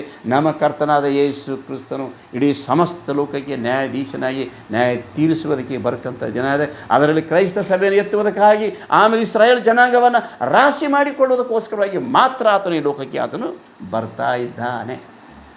ನೀನು ಹೊಟ್ಟಾಯ್ತೆ ಅಥವಾ ಬೀಜ ಆಗ್ತದೆ. ಬೀಜ ಆಗಬೇಕಾದ್ರೆ ಬಹಳ ಕಷ್ಟ ಇದೆ. ಅದಕ್ಕೆ ಬಡಿಬೇಕಾಗ್ತದೆ. ಶ್ರಮೆ ಸಂಕ ಇಸ್ರಾಯೇಲಿಗೆ ಬಡಿಯೋದಕ್ಕೋಸ್ಕರವಾಗಿ ಎಲ್ಲ ರಾಷ್ಟ್ರಗಳ ಮಿಲಿಟ್ರಿಗಳನ್ನು ಕರೀತಾ ಇದ್ದಾನೆ, ಯುದ್ಧಕ್ಕೆ ಕರೀತಾ ಇದ್ದಾನೆ. ಅದು ಯುದ್ಧದ ಕಣ ಅದ. ಇಡೀ ಸಮಸ್ತ ಲೋಕವನ್ನು ತುಳಿದು ಹಾಕ್ತಕ್ಕಂಥ ಒಂದು ಕಣ ಅದ. ಅಲ್ಲಿಗೆ ಇಡೀ ಸಮಸ್ತ ಲೋಕ ನಾಶ ಮಾಡೋದಕ್ಕೋಸ್ಕರವಾಗಿ ಎಲ್ಲ ಮಿಲಿಟ್ರಿಗಳು ಯಾಕೆ ಹೊಂಟಾರೆ ಗೊತ್ತಾ? ನಾವು ಸೋಲಿಸೋದಕ್ಕಲ್ಲ, ಸಾಯುವುದಕ್ಕೋಸ್ಕರವಾಗಿ ಬರ್ತಾರೆ. ಬನ್ನಿರಿ, ಯಾಕೆ ನನ್ನೊಂದಿಗೆ ವ್ಯಾಜ ಆಡ್ತಾಯಿದ್ರಿ? ಬನ್ನಿರಿ, ನಿಮ್ಗೆ ತುಳಿದು ಹಾಕ್ತಾರೆ. ನಾನೇ ಸಿಳ್ಳು ಹೊಡೆದು ಕರೀತಾ ಇದ್ದೀನಿ ಎಂಬುದಾಗಿ ಹೇಳ್ತಾರೆ. ಕರ್ತನಲ್ಲಿ ಪ್ರಿಯರೇ, ಸುಗ್ಗಿಯ the harvest of the earth means judgement of the earth. ಜಗತ್ತಿಗೆ ನ್ಯಾಯ ತೀರಿಸ್ತಕ್ಕಂಥ ದಿನ ಇದು. ಕೊನೆ ದಿನ ಅದ. ಇದು ಅರ್ಮಗಿದೋನ್ ತಗ್ಗಂತಾರ. ಇದೇನು ಗೊತ್ತ? ಯೆಹೋಷಾಫಾಟನ ತಗ್ಗಂತಾರ, ಅರಸನ ತಗ್ಗು ಅಂತಾರೆ. ಅದು ಯಾವುದು? ಯೆರೂಸಲೇಮ್. ಇದು ಅನ್ಯರಿಗಾಗಿ ಬಿಡಲ್ಪಟ್ಟ ತುಳಿಯ ಸಲ್ಲಕ್ಕೆ ಯೆರೂಸಲೇಮ್ ತುಳಿದು ಹಾಕೋದಕ್ಕೋಸ್ಕರ ಬರ್ತಾರೆ. ಇಸ್ರಾಯೇಲ್ರು ಹಿಂಸೆ ಕೊಡೋದಕ್ಕೋಸ್ಕರ ಬರ್ತಾರೆ, ನಾಶ ಮಾಡೋದಕ್ಕೋಸ್ಕರ ಬರ್ತಾರೆ. ಆದರೆ ಇನ್ನು ನಾನು ನಿಮಗೆ ಭಾಳ ಹೇಳಬೇಕಾಗಿದೆ. ನಿಮಗೆ ಸಮಯ ಇವಾಗಲೂ ಸಮಯ ಆಗಿದ ತಕ್ಷಣ ಇಷ್ಟೆಲ್ಲ ತಿಳಿಸಿ ಹೇಳಬೇಕಾದ್ರೆ ಪ್ರಕರಣಗಳು ಸುಲಭ ಅಲ್ಲ, ತಿಳ್ಕೊಬೇಕಾಗಿದೆ. ಮಕ್ಕಳೇ, ಈ ಎಲ್ಲ ಗೂಢಾರ್ಥ ನೀವು ಅರ್ಥ ಮಾಡಿಕೊಂಡಿದ್ದ ಮೇಲೆ ಇವತ್ತು ದಿವಸ ಆತನು ಬರ್ತಾ ಇದ್ದಾನೆ. ರಾಶಿ ಮಾಡಿಕೊಳ್ಳೋದಕ್ಕಾಗಿ, ಹೊಟ್ಟನ್ನು ಆರದ ಬೆಂಕಿಯಲ್ಲಿ ಸುಟ್ಟು ಹಾಕೋದಕ್ಕೋಸ್ಕರವಾಗಿ, ನಮ್ಮನ್ನು ರಾಶಿ ಮಾಡಿಕೊಳ್ಳೋದಕ್ಕೋಸ್ಕರವಾಗಿ, ಬೀಜವನ್ನಾಗಿ ಮಾಡಬೇಕಾದ್ರೆ ತೆನಿಗೆ ಬಹಳ ಕಷ್ಟ ಆಗ್ತದೆ. ಅದಕ್ಕೆ ಹೇಳ್ತಾನೆ, ಆತನು ಮೊರವನ್ನು ಕೈಯಲ್ಲಿ ಹಿಡಿದಿದ್ದಾನೆ, ತನ್ನ ಕಣದಲ್ಲಿರುವ ರಾಶಿಯನ್ನು ತೂರಿ ಹಸನು ಮಾಡಿ, ತನ್ನ ಗೋಧಿಯನ್ನು ಕಣಜದಲ್ಲಿ ತುಂಬಿಟ್ಟುಕೊಂಡು ಹೊಟ್ಟನ್ನು ಆರದ ಬೆಂಕಿಯಲ್ಲಿ ಸುಟ್ಟು ಬಿಡುವನು. ಲೋಕವಾದರೂ ಆರದ ಬೆಂಕಿಯಲ್ಲಿ ನಾಶವಾಗಿ ಹೋಗುತ್ತದೆ, ಕ್ರಿಸ್ತನು ಸ್ವೀಕಾರ ಮಾಡದೆ ಹೋಗಿದ್ದ ನಿಮಿತ್ತವಾಗಿ. ಕ್ರೈಸ್ತರಿಗಾದರೂ ಹಿಂಸೆ ಇದೆ, ಇಸ್ರಾಯೇಲರಿಗಾದರೂ ಹಿಂಸೆ ಇದೆ, ಆದರೆ ಇವರಿಗೆ ಒಡಂಬಡಿಕೆ ಮಾಡಿಕೊಂಡಿದ್ದಾನೆ. ಇವ್ರಿಗೆ ಮಾತ್ರ ತಕ್ಕೊಳ್ಳೋದಕ್ಕೋಸ್ಕರ ಆತನು ಬರ್ತಾ ಇದ್ದಾನೆ. ಇವರು ಈ ಲೋಕದಿಂದ ಮೇಲೆ ಹೋದ ತಕ್ಷಣವೇ ನಿಮ್ಮ ಬಿಡುಗಡೆ ಸಮೀಪ ಆಯಿತು ಅಂದರೆ ಗೊತ್ತಾ, ಈ ಲೋಕ ಬಿಟ್ಟು ಹೋಗ್ತಕ್ಕಂಥ ಜನ ನಮ್ಗೆ ಭಾಳ ಹತ್ತಿರ ಬಂತು, ಲೋಕ ನಾಶ ಆಗಿ ಹೋಗ್ತದೆ ಎಂಬುದಾಗಿ ವಾಕ್ಯದಲ್ಲಿ ಬರೆಯಲ್ಪಟ್ಟು. ದೇವರು ಈ ವಾಕ್ಯ ಭಾಗವನ್ನು ನಮ್ಮೆಲ್ಲರೂ ಆತ್ಮಧ್ಯಾನಕ್ಕಾಗಿ ಆಶೀರ್ವಾದ ಮಾಡಿ. ಕರ್ತನಲ್ಲಿ ಪ್ರಿಯರೇ, ಈ ವಾಕ್ಯ ಭಾಗ ಕೇಳಿದ ಮೇಲೆ ನೀವು ನೋಡಿರಿ, 14ನೇ ಅಧ್ಯಾಯ ಸ್ವಲ್ಪ ಓದಿ ನೋಡಿರಿ. ಭೂಮಿಯ ಸುಗ್ಗಿ ಕಾಲ ಅಂದರೆ ಏನು? ಯುಗ ಸಮಾಪ್ತಿ ಅದ. ಯಾರಿಗೆ ರಾಶಿ ಮಾಡ್ಕೊಳಕ್ಕೆ ಬರ್ತಾನೆ? ಕ್ರೈಸ್ತರು ಮತ್ತು ಇಸ್ರಾಯೇಲ್ರಿಗೆ ರಾಶಿ, ಇವರಿಬ್ಬರು ಸಲ್ಲಕ್ಕೆ ಬರ್ತಾ ಇದ್ದಾನೆ ಆತ, ಮತ್ತಾರು ಸಲ್ಲಕ್ಕಲ್ಲ. ಅದಕ್ಕೆ ಇವ್ರಿಗೆ ಹೋಗಿ ಸುವಾರ್ತೆ ಸಾರಿ ತಿಳಿಸಿ ಹೇಳ್ರಿ, ಅವ್ರನ್ನ ತಿಳಿಸ್ರಿ, ಬೆಂಕಿಯ ಕೆರೆಯಿಂದ ಅವ್ರಿಗೆ ತಪ್ಪಿಸ್ಕೊಂಡು ಇವರು ಈ ಒಂದು ನಿತ್ಯ ಜೀವಳ್ಳಂಥ ಕರ್ತನ ಸನ್ನಿಧಾನಕ್ಕೆ ಬರಲಿಕ್ಕೆ ನೀವು ಪ್ರಯಾಸ ಪಡ್ರಂತೆ ಕ್ರೈಸ್ತ ಸಭೆ ನಮಗಿಟ್ಟು ಹೋಗಿದ್ದಾನೆ. ಅದೇ ದಿವಸ ನಮಗಿದೇನು ಗೊತ್ತಾದ? ನೀವು ಭೂಮಿ ಉಪ್ಪಿದ್ದೀರಿ, ನೀವು ಭೂಮಿ ರಾಶಿ ಇದ್ದೀರಿ. ಭೂಮಿ ಬೆಳೆ ಅಂದರೆ ಗೊತ್ತಾ ಕ್ರೈಸ್ತರು, ಭೂಮಿಯ ದ್ರಾಕ್ಷಿ ಗೊಂಚಲು ಗೊತ್ತಾ ಇಸ್ರಾಯೇಲರು. ನಿಮಗೋಸ್ಕರವಾಗಿ ಆತನು ಬರ್ತಾ ಇದ್ದಾನೆ. ದೇವರ ವಾಕ್ಯ ಭಾಗ ನಮ್ಮೆಲ್ಲರ ಆತ್ಮಧ್ಯಾನಕ್ಕೆ ಆಶೀರ್ವಾದ ಮಾಡಿ. ಆಮೇನ್, ಆಮೇನ್.